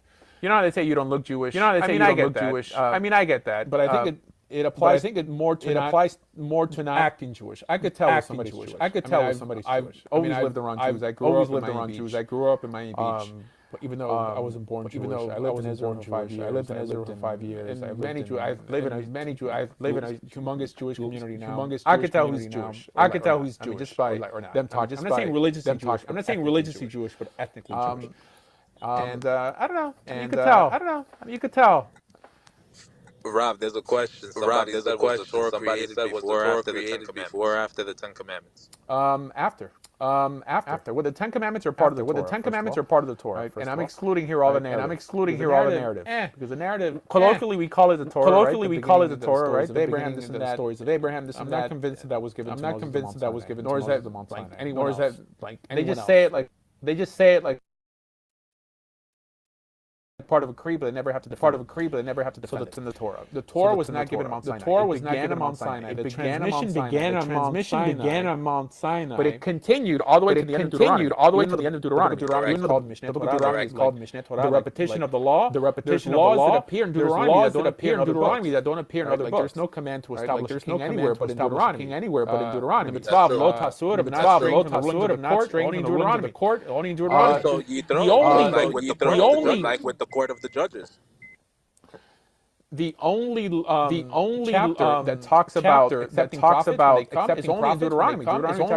What other? It began on Mount Sinai. And it ended in Deuteronomy. I know the average Jew is like Torah from Har Sinai, and they never stop and think like that's technically it began on Mount Sinai. It continued. The revelation stream. It was just streaming through Moses that whole time. Rob, somebody asked. What is promised land? Is it from the Nile to the Euphrates? I don't know. I mean, for sure it's huge. But yes, between the two rivers, it expands all the way up to parts of Persia, i.e., modern day Iran, like Iraq. Yes. For sure. But it wasn't really. But I mean, it may have been promised. But we didn't acquire it. It's not technically ours. I mean, even heck, David expanded it to at least what the Israelites conquered. There's parts of Syria nowadays. You don't have to keep a 2-day yontif. While in Elat, you're supposed to keep a 2-day yontif because it wasn't part of Israel as it was conquered. According to Halakha, it had to be with Joshua or any one of the kings. Any one of the kings who expanded the borders of Israel was King David, and those were parts of Syria. So technically, like if you live in Elat, you have to keep a 2-day yontif. Whatever. Do people do it? No. Do people do it? No. Heck, when I go to Israel, I keep a 1 day. That's one of the only main areas. I agree with Chabad. Also, they're big like 1 day yontif people. Well, I worked in Shabbos hospitality. I worked in the old city. This is what I did. I worked in the old city. I still work for him. His name is Rabbi Jeff Seidel. And for the Hagim, we would have meals for people who kept 2 days. It's like nobody keeps. I mean, who's going to keep 2 days? Who's going to keep 2 days? In America, in America, you see on the second day Yom Tov, Israelis driving. They're like, I'm from Israel, I'm not from here. I'm from Israel, I'm not from here. And whatever. You're like a little jealous. You're like a little jealous because no one wants to keep 2 day. Fine. Okay. You can convert to Judaism. But that does not make you a Jew. I'm reading the comments here. Accept my guest request. I let Disciple John speak already. Twice. It takes a little bit of chutzpah to come on Jewish show and say that we must accept Jesus. Say that we must accept Jesus as the Messiah, and now he's going to tell us what's going to happen. I don't know. It just doesn't seem like he's. Let me speak again. I have this urge to do it. Because he has a nice radio voice. Let's see. All right, so someone asked, do I have a congregation? I had a congregation in North Miami Beach, probably for 2 years. There's videos of it. The only congregation that had a place for people to prostrate. As weird as that may sound, because it was according to the Rambam. I don't prostrate. I don't prostrate. It was not my thing. But there was a guy who went. And he prostrated there, and then he went to Sephardish when he did the same thing, and they asked him who taught you to do that, and they pointed to our synagogue, and everyone started calling it a mosque. So, don't whatever you learn here on this show, don't repeat it to your rabbi unless you're, at least not in front of people. I actually do know another Israeli, right? He's made videos on YouTube. He's also working for colleges and he works for university. His congregation, he also does prostration, and I wanted to ask where is it at? It's Torah observant. Torah follows, I think it's Yemenite traditions and stuff like that, and they do prostration for Shacharit, Minhar. Well, Samaritans also prostrate. Karaites also prostrate. So, he could belong to one of those. Welcome. He's definitely how you call it? Orthodox, basically. But All right. You know how it is. All right. I never got into it. The halakha is not that you have to do it. The halakha is not that you have to do it. You can fulfill your obligation without doing it. But the tradition is it says that by Rabbi Akiva he would start in one side of the room, praying in one side of the room, and in a different one. He would end in a different one. That's what happens when you fall on your face constantly. You keep moving from place to place. All right, welcome. Hello, greetings from Brazil. Oi! Ícaro, yes, Ícaro. You speak Portuguese. Com queijo. Nice. Cool. What part of Brazil you from? Salvador. Bahia. I know that one. I lived 2 months in São Paulo. It's in the north area. Northeast. Sorry, but English is not my first language. That's why the reason. You speak English well. Thank you. Thank you very much. Okay. Yeah. So what do you got? So you want to be Jewish? I read it. I'm a prophet. John, with the disciple John gave me prophet. That's what I got. Disciple John ain't the only prophet. Huh? Well, in Israel, in Brazil, you can't convert to Judaism, unfortunately. If you ever wanted to consider becoming Jewish, you'd have to go to Israel.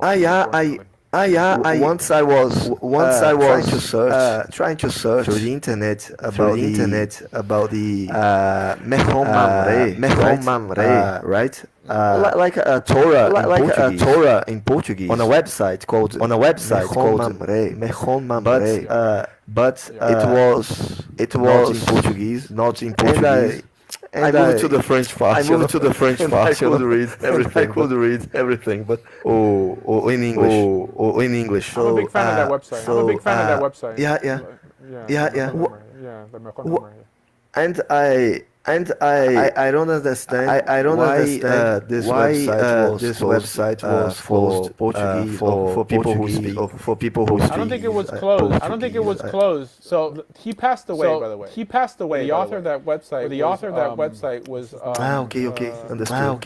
Understood. His name was Shlomo ben Avraham. It's important to guys like us who are big into the Rambam. It had the older version of the Yemenite version version of the Rambam. I mean, it's still up there. Yeah, I mean, it's still up there. I think the goal was not just to have in Portuguese, but he also wanted to translate. He also wanted to translate the Mishnah Torah of the Rambam into English. He was just one person. But he was just one person, and he did a lot. And he just never lost. And he just never finished. He may have been Portuguese. I mean, he may have been Portuguese. Yeah, I've read called Benjamin Blech. That book for like an introduction for Judaism, the Idiot's Guide for something like I forgot the name of the book. Or Dummy's Guide. A Dummy's Guide. Yeah, a Dummy's Guide. It was really nice. It was really nice because I learned a lot, a bunch of things about Judaism, and I quite like. And I've got a question. Why do the rabbis reject people three times before somebody else? Somebody else, I don't know, wants to convert to Judaism. Yeah, so there's no source. There's no source that compels us in Jewish law that tells us to reject someone. The closest thing we have is the Book of Ruth. It says that Naomi rejected like her advances to join the Jewish people. It seems that according to that narrative, Ruth was trying to join the Jewish people because they were escaping a famine. Not just her husband, but Bilpah. I mean, who's not Bilpah? Whatever her name was, like her sister-in-law. So this is why it shows Ruth. We don't learn Jewish law. From portions of Tanakh. Or right? Not, like of the writings of the prophets. They're just there to give you. They're just there to give you historical account of what happens. It would sound primitive that a rabbi says the reason we do something is because a lady in the Bible did it. There's no source anywhere in the Torah, in Jewish law, and for sure not the Torah that tells us to discourage people when they come to Judaism. It seems like it's the opposite. It seems like we have God encouraging Israelites to come to Torah, right? He tells Israel, choose life, you shall live, i.e. choose the Torah, by not living by the Torah, death. You'd be choosing death. This is God talking to people who weren't yet in a covenant with him. I think that when a Kabbalist hears this, let's say a member of Chabad, they would imagine that they would be Chabadniks telling them don't convert to Judaism, you could just keep the 7 Noahide laws. Because that's what they're doing nowadays. What's the difference? I mean, people who don't have Torah today are as Israelites who didn't have the Israelites who didn't have the Torah in the time of Mount Sinai. And what you want is to bring God more praise, and more glory, but having the law. This notion that you discourage people, it makes no sense. It makes no sense. It's with the idea that it'll make someone try harder. It's not true. I mean, most people would probably just walk away. They wouldn't want to be part of a religion who don't value the religion enough to offer it to other people who need it. I mean, do you really want to be friends with someone? When everyone is starving, he's hiding food in his house. I wouldn't want to join those people. On that basis alone, so many people have walked away from Judaism and have never looked back. This idea of turning people away is probably the stupidest idea I've ever heard. By the simple fact that you could be born Jewish means that we're not so picky about who enters. But suddenly we're going to be picky with someone who chooses to enter because people who are born Jewish are Jewish by circumstance. But if you make it to a synagogue, you're able to you gather the courage to go and speak to a rabbi. This type of person, you're going to push away when you were born Jewish. I think people are going to have to answer to God for that. Okay, that's nice. All right. Legal. Next. Okay. Next. Yeah. Okay. Bring some people in here.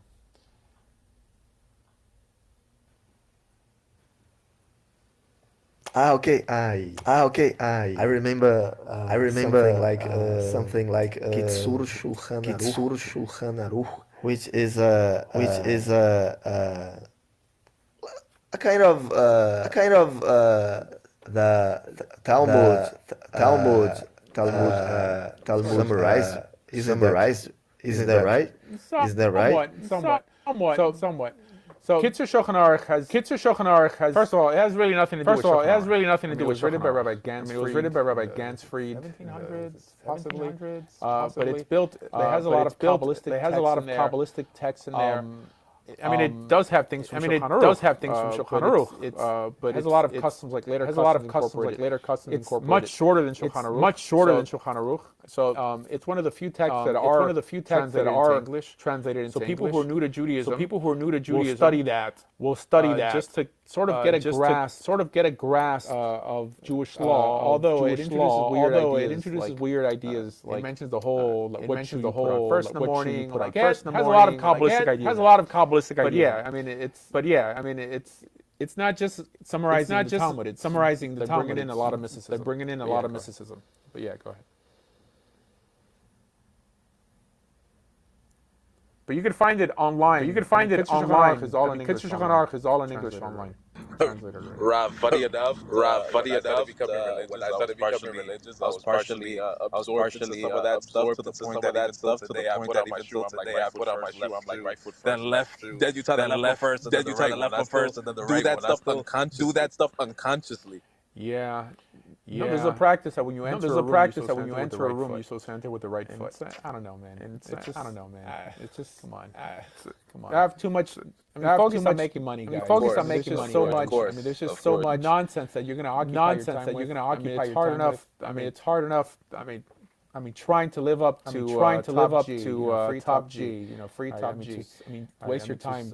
Worrying about what shoe you're going to put on first, guys. Come on. It's better to worry about what be happening in that day. Or what color your Bugatti is going to be. That's it. Let's see. Okay. I agree with the rabbi about Columbia and the Hebrew hammer. I don't know what that means. I was born into it, and that's true. Why would you call it? Because the Moses part was because he received it. I don't know what that means. I'm trying to read out some of these questions. Free Palestine. I think you're the one who doesn't know about. Rav, I'm a hop off right now. If you're still on later, then I'll probably be back on. But if not, then all right, have a good Shabbos.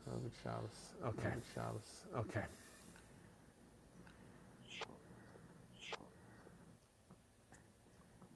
Okay, so I wanted to touch briefly on the notion of the Noid laws, because I know that if Jews encourage anything, they encourage people to keep the Noid laws. People who are not Jewish, Jews do proselytize. Actually, Jews do proselytize nowadays, but they usually proselytize Jews. That's what the average religious Jew does. That is not our sources tell us to do. There's actually nothing in the Talmud or in Halakha that tells us to reach out to born Jews.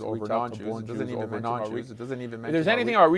If there's anything about reaching out, there's more sources that talk about reaching out to non-Jews than people who just happen to have a Jewish mother. Jewish law always viewed people, even though they had Jewish mothers, they didn't keep Torah. They were viewed as what's called equivalent to a Gentile. They were equivalent to a Gentile. Not that Gentile by definition means something derogatory. Essentially, someone who doesn't have God. Nowadays, there are many righteous Gentiles who believe in God. The only reason they haven't converted is because Jews have made quite near impossible. That's not. If you really wanted to convert bad enough, every month in South Florida, free of cost. First Sunday of every month, we'll convert you for free. However, I would encourage everyone to go to their local synagogue and go. It benefits you. Not everyone accepts conversion. Not everyone accepts almost any conversion. But if you have a conversion of an actual community, that's more acceptable. Fine, but you could. This is why I do it. I don't charge. This is why I do it. I don't charge for what I do. I just feel that it's people's right to convert. Only because people, Jews aren't properly properly using their gift of Jewishness, i.e., at least witnessing people into the religion, So this is why I step up to the plate. This is why I step up to the plate. Why did Moses destroy them? The first time? I don't know. I guess he was upset the first time, and then he ended up with the second set. Doesn't conversion take a long time? Doesn't conversion take a long time? Yes. Nowadays, at least in places like America, the West. Nowadays, at least in places like America, the England, West, Canada, Australia. I don't know about England. England, Canada. That takes a little longer, but it's 1 year plus. It takes about a year to convert to Judaism. 1 year plus. It takes about a year to convert to according Judaism. to Jewish law, is it supposed to take that long? No, it's according not. to Jewish law, is it supposed to take that long? Talk about the Noahide laws. Okay. It's supposed to take a couple days. I'm sorry. Talk about the Noahide laws. Track. Okay, the Noahide laws. I'm sorry. So Jews encourage Gentiles to keep the 7 Noahide laws. Jews The truth encourage is, Gentiles to keep the 7 There's not a Noahide laws. huge obligation to do so. There's not a huge obligation to do so. The notion. Okay. It was really the notion. The group that resurrected the idea of sharing the Noahide laws with Gentiles, the Lubavitcher Rebbe in the 1960s, the Lubavitcher Rebbe in the 1960s, to spread the Noahide laws. Started this campaign to spread the Noahide laws. Why? Because even today is full of messianic fervor. Even today is full of messianic fervor. The last Lubavitcher Rebbe, the one who died, thought that his father-in-law was the Messiah. The one who died thought that his father-in-law was the Messiah. They're the ones who walk around yelling Mashiach now, and they're the ones who walk around yelling Mashiach now, and a guy like this. If you live in New York, you see pictures of a guy like this with a long beard. A lot of them. That's the Lubavitcher Rebbe. The majority of them believe that he's the Messiah. The majority of them believe that the notion of the Noahide laws. So the notion of the Noahide laws on was only something that we encourage on Gentiles, not before, during the Messianic they believed age. they were living in the not Messianic before. age. So but every Jew nowadays, including people like so every Jew nowadays, including people like push the Noahide laws unknowingly. Push the Noahide laws unknowingly, not knowing that before. Not knowing that before Chabad started doing this. Now, it wasn't a thing. The Talmud or rabbinic literature does mention the Talmud Noahide or rabbinic laws. literature does specifically. It mentions Specifically, it mentions Tosefta, which is part of what's called Tosefta, which is part of what's called Mishnah that mentions that enumerates 7. That mentions that enumerates 7.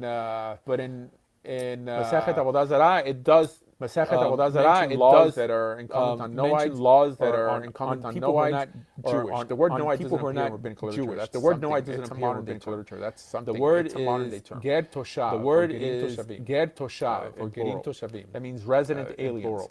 That means resident aliens. So, about the Noahide laws. The reason About I the believe Noahide that these laws. laws belong in the Bronze Age. The reason I believe that these laws belong in the is Bronze that Age most people don't know that there's a death penalty attached. most people don't know that there's a death penalty penalty attached attached laws to with anyone who only violates one witness any of these and laws no with only pre-warning. one witness and no pre-warning. Yeah. It's primitive. So if like if someone steals something, death penalty. Like if someone steals something, Silly, right? death penalty. Right? Why would anyone want that? Why would when they anyone could just want convert to that? Judaism? Especially now, because the notion, at least how it's Especially brought down now, in the Rambam, the notion, at in least how it's Hilchos brought down in Malachim, the Rambam, is that this is in Hilchos coerced Malachim, on the nations is that this is during the coerced Messianic age, on the nations during the Messianic age, if we in some way conquer the land that like this Gentile happens to live in. It would behoove this Gentile happens to live in. It would behoove him to live where Jews are outside of the truth where is Jews are, like if that's that the it case. even states in Jewish The law truth that is if a Gentile that it breaks even one of states these in laws, Jewish law you that know, if a Gentile that breaks there's one a of death these laws, penalty you attached know, to it, that there's if a right death penalty before attached to it, you go to if execute right him, he before says he wants to convert to you Judaism, go to execute then him, he's no he longer says he wants to executed. convert to Saying Judaism, that this is no then he's standard no to longer aspire to. executed. This is just Saying the that bare this is no minimum standard to aspire to. of This is just the bare minimum the bare minimum of, standard that we use to the bare minimum standard that we use to separate Gentiles from animals. You That want to means elevate if yourself in terms you of want to behavior elevate from the animal, yourself at in least terms of keep behavior from the 7 animal, laws. at least Basic laws 7 that laws. don't make you Basic righteous. laws All of that those don't statements make that you say righteous. that. It's just all of Logic those statements statements that that say say that. that. It just logically, If it you makes can no be made sense. righteous by keeping 7 laws, If you can then be made righteous by means keeping nothing. 7 laws, then righteousness means nothing. But it doesn't make you righteous. But it does. But it doesn't make you allows righteous. to What live it in the does, land of it Israel. allows you to When live in the Israel's land of redeemed. Israel. Now Israel's Israel's redeemed. redeemed. Now But in Israel's a biblical secular times, country. if you were were a Gentile either living in or traversing Gentile through the either land of living Israel, in or you'd be traversing expected through the to land keep of 7 Israel, laws. you'd be That's expected it. to keep 7 laws.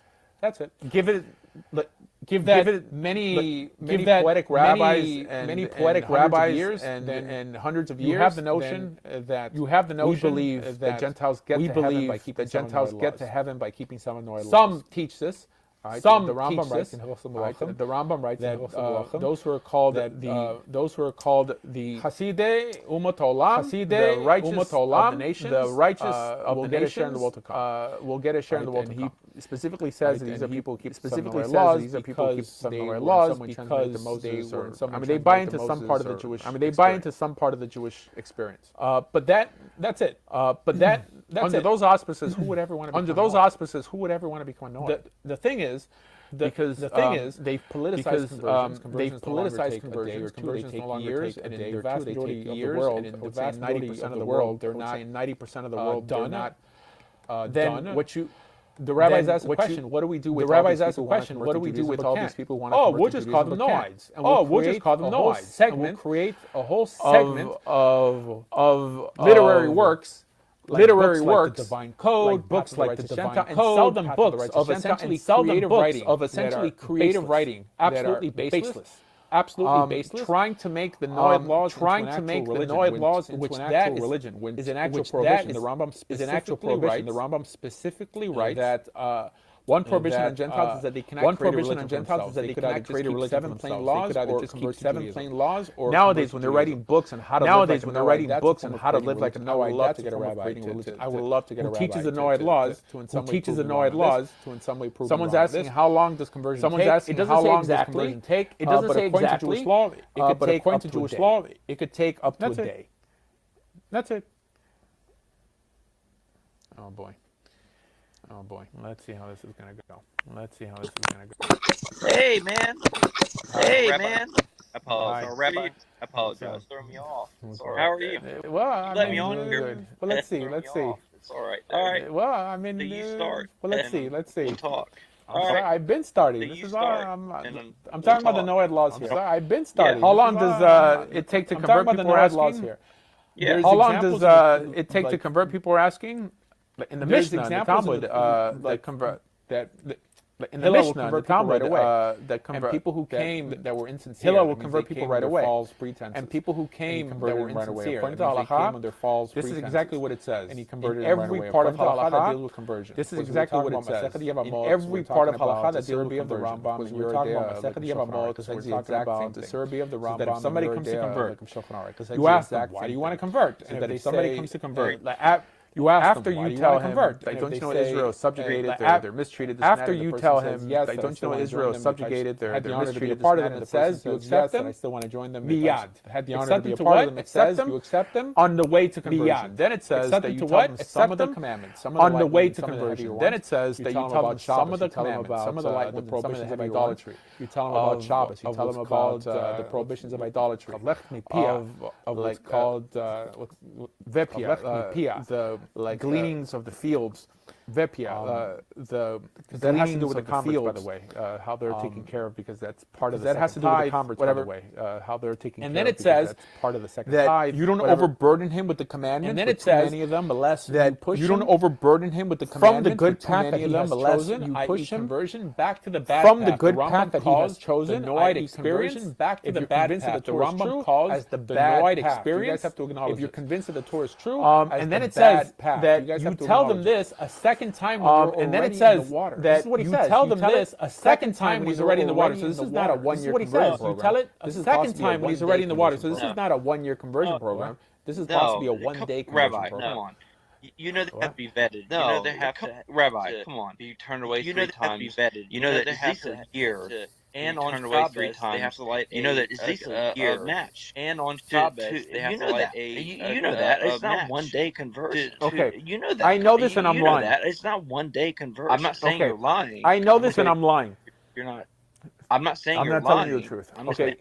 So what did I just say before? I'm not telling you the truth. This is what the halakha. So what did I just say before? I'm not saying this is what people do. I said this is what the halakha. The halakha. I'm not saying this is what people do. In chapter 14.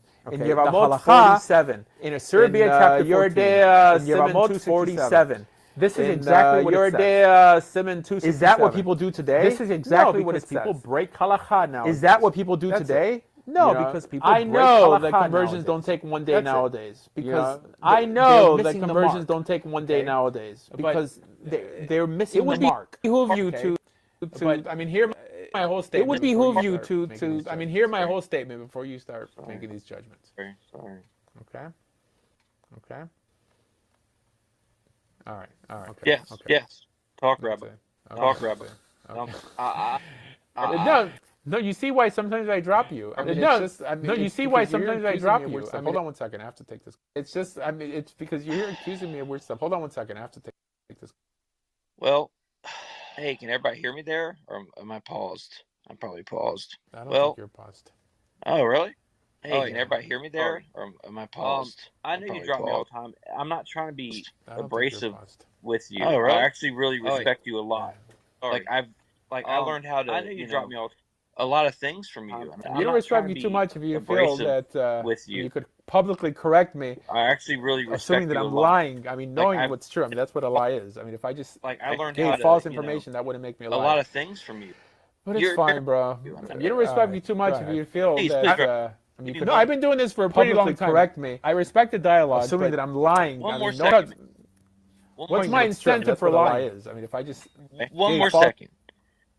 information, I'm that not wouldn't make accusing me you a of liar. lying. I'm not saying But what it's you're fine. saying is not real. I'm saying bro. what the traditions. Go ahead. Please, please. No, I can't.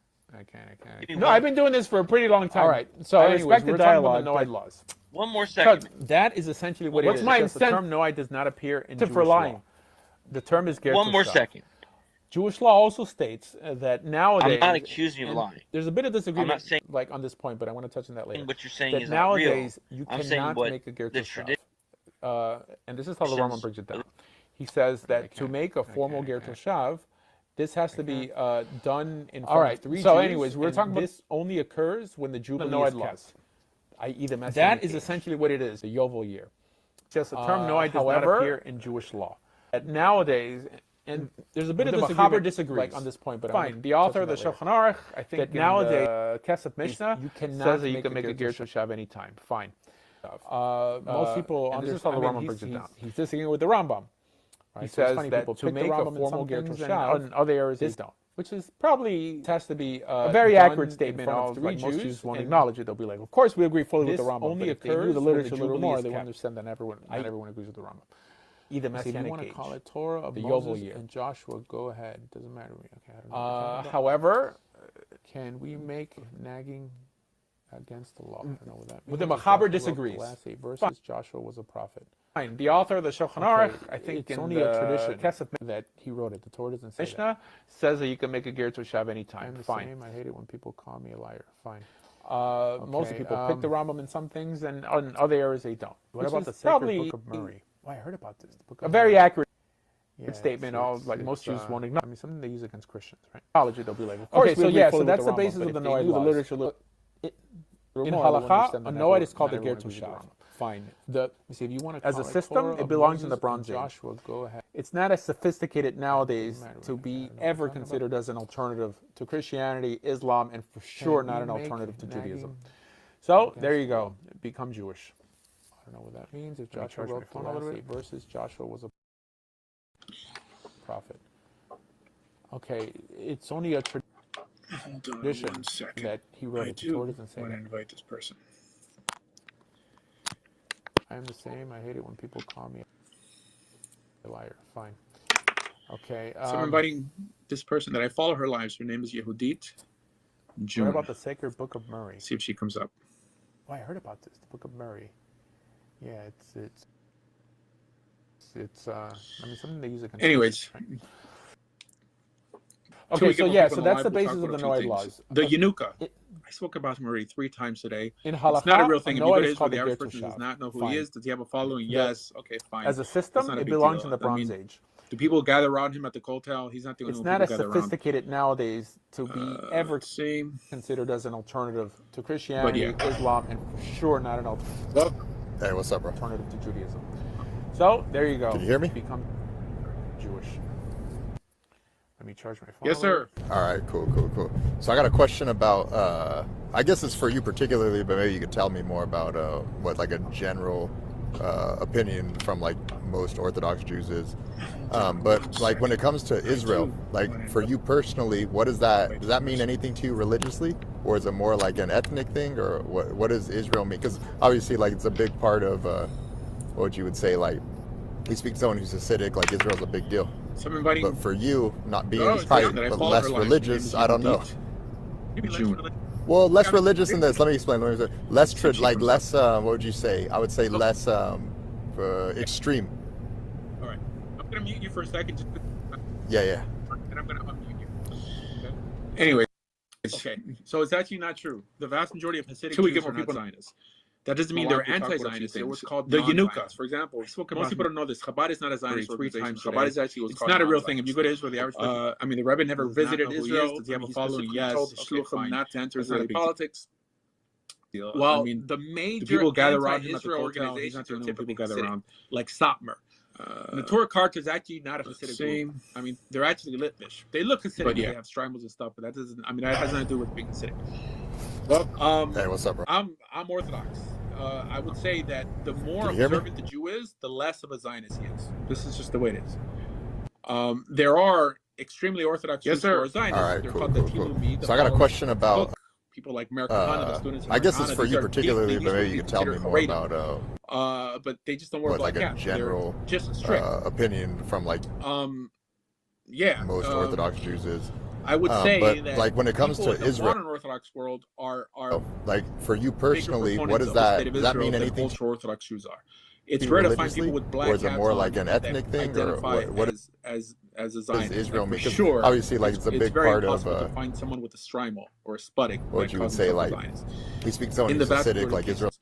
So was a big deal, but for you not being I support Israel for less religious. I don't know. I support Israel. Maybe less religious, like Rabbi Yeshaya Leibowitz. Rabbi Yeshaya. Well, less religious in this. Let me explain. Less Less. Nechama Leibowitz was. She was this Torah giant. What would you say? I would say less. Torah test system by mail before the internet. Extreme. Whatever. She was very influential. So her brother also made the statement that he supports Israel for secular reasons because it's a democracy for just essentially political. So it's actually not true reasons, but not because it's the final piece of the messianic. That doesn't mean they're anti-Zionist. They say in the Tefillah LeMedina, the prayer for the state of Israel. For example, like, most people don't know this. There's a prayer for the state of Israel. They're not all a Zionist organization. Chabad is actually what's called non-Zionist. The Messianic age. I mean, the first flourishing. The state of Israel, the first flourishing of the Messianic age. Most people don't know who wrote the Israeli politics. The prayer for the state of Israel. It was Shai Agnon, which is a famous Israeli secular Israeli poet. Organizations are typically and was it Rabbi Uziel or Rabbi Unterman? Like Satmar. It was a line. The Torah cart is actually not a time, but it's a group. I mean, they're actually Litvish. They look Hasidic because they have unmute you stuff, but or allow you to that has nothing to do with you get Hasidic. I'll be real quick because it's I'm kind of loud because I'm driving. The more are you able to hear me or not? Observant the Jew is, the less of a Zionist. Cool. No, I was just asking because that's one thing I get curious about. So your perspective on things like supporting Israel from like a secular perspective, like politically, I'm on that same page too. But I guess I'm just more. So there's absolutely no religious. I mean, I'm sure there's some religious context to the tie you have to it, but probably not that much. It's majority of it's secular, and there's nothing to do like I don't know as far as anything that you believe with Israel. It's just kind of well, give me the extent of what it means to you religiously, even if it's just minor. I guess elaborate on that more. World are bigger proponents of the state of Israel than ultra-Orthodox Jews are. It's rare to find people with black hats on that. So religiously, the state means nothing to me as a Zionist. Religious for sure. There's a lot of religious people. It's very impossible to find someone with years. Jerusalem is extremely religious. Himself a Zionist. Most people who understand Jerusalem would think that the majority of people in Israel are religious. So if you leave Jerusalem, then you'll realize how very secular it is. I love Israel. I support Israel for secular. I mean, whatever reasons. I support Israel. Jerusalem, like Rabbi Yeshaya, Kotel, the Old City. I mean, I love Israel. But for most people who know. I mean, in terms of the state and secularism, but Nechama Leibowitz she was religious Zionist Jews. She started this whole Torah. Don't really accept the state as it is, with by mail, basically the internet, whatever. In all these very influential inhabitants of Israel, slowly returning back to Torah. Her brother, that means they're optimistic about it. And when I made Aliyah, the statement that he supports Israel for secular reasons, after living there for a while, I kind of like, I mean, I lost for just essentially political reasons. It's not that reasons, but not because religious Zionist Jews view like the final piece of the Messiah or something, messianic puzzle and whatever they say. They believe in slowly working on their Israel, like irreligious or non-affiliated brethren. There's a prayer for the state of Israel to make them more religious, and they feel that in particular the Messiah, the Messianic ages have a big part in doing flourishing. So it's not like they're tolerating secular Jews as a flourishing of the Messianic age. And for sure, people like Meir Kahane, who didn't even identify as Zionist, I don't think he identified as Zionist, but he clearly loved Shai Agnon, which is a famous Israeli secular, he was really more halakhically and biblically sound. But the statements he made were all backed up in Jewish law. It was aligned with the just weren't ready for them. I mean, he was ready to put at the time Arabs on a bus and drive them over to Jordan or Egypt, which is pretty much what Israel means to me. The proper response from a Jewish perspective, from a religious Jewish perspective, that's what you do. If we tolerate Gentiles living in the borders of Israel as long as they're docile Gentiles, that means real quick, because one, keep the seven Noahide laws, and two, submit to Jewish authority. Are you able to hear me or if no? Gentiles fail to do those things, then no, I was just asking because that's one thing I'm curious about. That's it. So your perspective on things like supporting Israel from like a there was this girl, Andrea, perspective, like politically, I'm in that same page. She but called him. I guess I'm just more stuff, and she calls herself an Orthodox Jew. So there's absolutely no religious. You could say I'm sure there's some religious that context to the tie you have his to approach it, but was maybe but probably not that much. It's majority of it secular, and there's nothing he was teaching was not Jewish. do like that you can't I don't know, say. as far he didn't anything that you believe. He didn't go with against Israel. Jewish It's law. just kind of Well, give me the extent of guts to what it means to you religiously, even if it's just minor. I guess elaborate. But to in some way Right ridicule people who do, that's where I have to draw the line. But anyways, fine. Let's see. Okay. So, all right, then last one. What's diversity as far as in Orthodox Judaism? Do you have any like over the top? So I religiously, call them charismatic, but just for lack of better terms, any hyper spiritual, call them Orthodox Jews that are just like over the top, or is it pretty mellow across the board? That's the last one I have. I'm going to drop down when you answer that. I'm going to drop down when you answer that. Hasidic forms of Judaism. Hasidic Jews are the Jewish equivalent of Pentecostal Christians, Sufi Muslims. Sufi Muslims. They're super mystically inclined. There's a flavor of Judaism, of observant Judaism for everybody. Like if you're more of a hippie, you'll probably be into like Bresla, like a settlement, like a settlement, like Batayan or something. Dance and play drums. Like if you're more from Manhattan, I don't know, that type of person. You'll find yourself more dressed black and white. If you're black and white, if you're a girl, you wear a pencil skirt, whatever. There's a flavor of Jew for everybody. And that's great. Because what unites Torah observers. And it doesn't matter how you look, like what kind of songs you happen to listen to. So it's not just one type. The problem I have is that there's many rabbis who start just because you don't belong to their group. Right, and this just tells you that they probably never lived in Israel. It's a mixture of many individuals. You could pray in a synagogue. You're praying in a synagogue. You're praying next to an Ethiopian and a Bukharian. It's nice. Everyone tolerates. It's nice. Everyone tolerates. In America, it's people stay in their own synagogues. It's kind of weird. Right. Well, Central. Spartan pray everywhere. Spartan pray everywhere because there aren't that many Spartan synagogues in America, at least. But that's it. All right. It says you want to talk to those. Told us guys preaching in the comments. Is the temple of Solomon satanic? I don't know. I don't think so.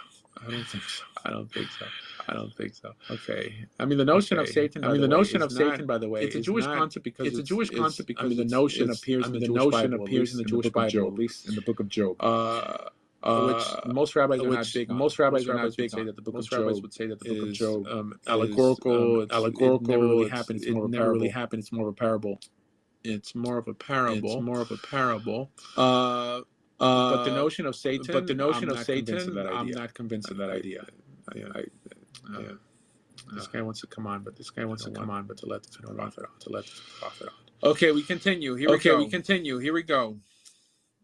Guys, keep the questions coming. Just like the Hebrews were enslaved in Egypt. We were persecuted for 5 years now and still on. Okay, so Bob X is a good point here. I would say that there aren't enough people who speak out in behalf of who are harmed in the name of their religion. And Christians, like for the most part, stay quiet because they're taught by their Messiah to the principle of long suffering, and it's in some way of a merit, to be made to suffer for doing the right thing, and it's a shame that most people don't cry out for what's done to Christians worldwide, and especially Jewish people, I would say the average Jewish person has a chip on their shoulder when it comes to Christians. When Christians have been the nicest to the Jews, at least in the last 100 years in this country. And I do acknowledge it. And it's a shame.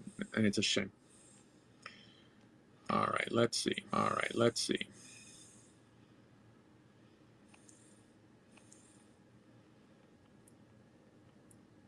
right. You want it? You got it. Go for it. You got it. Go for it.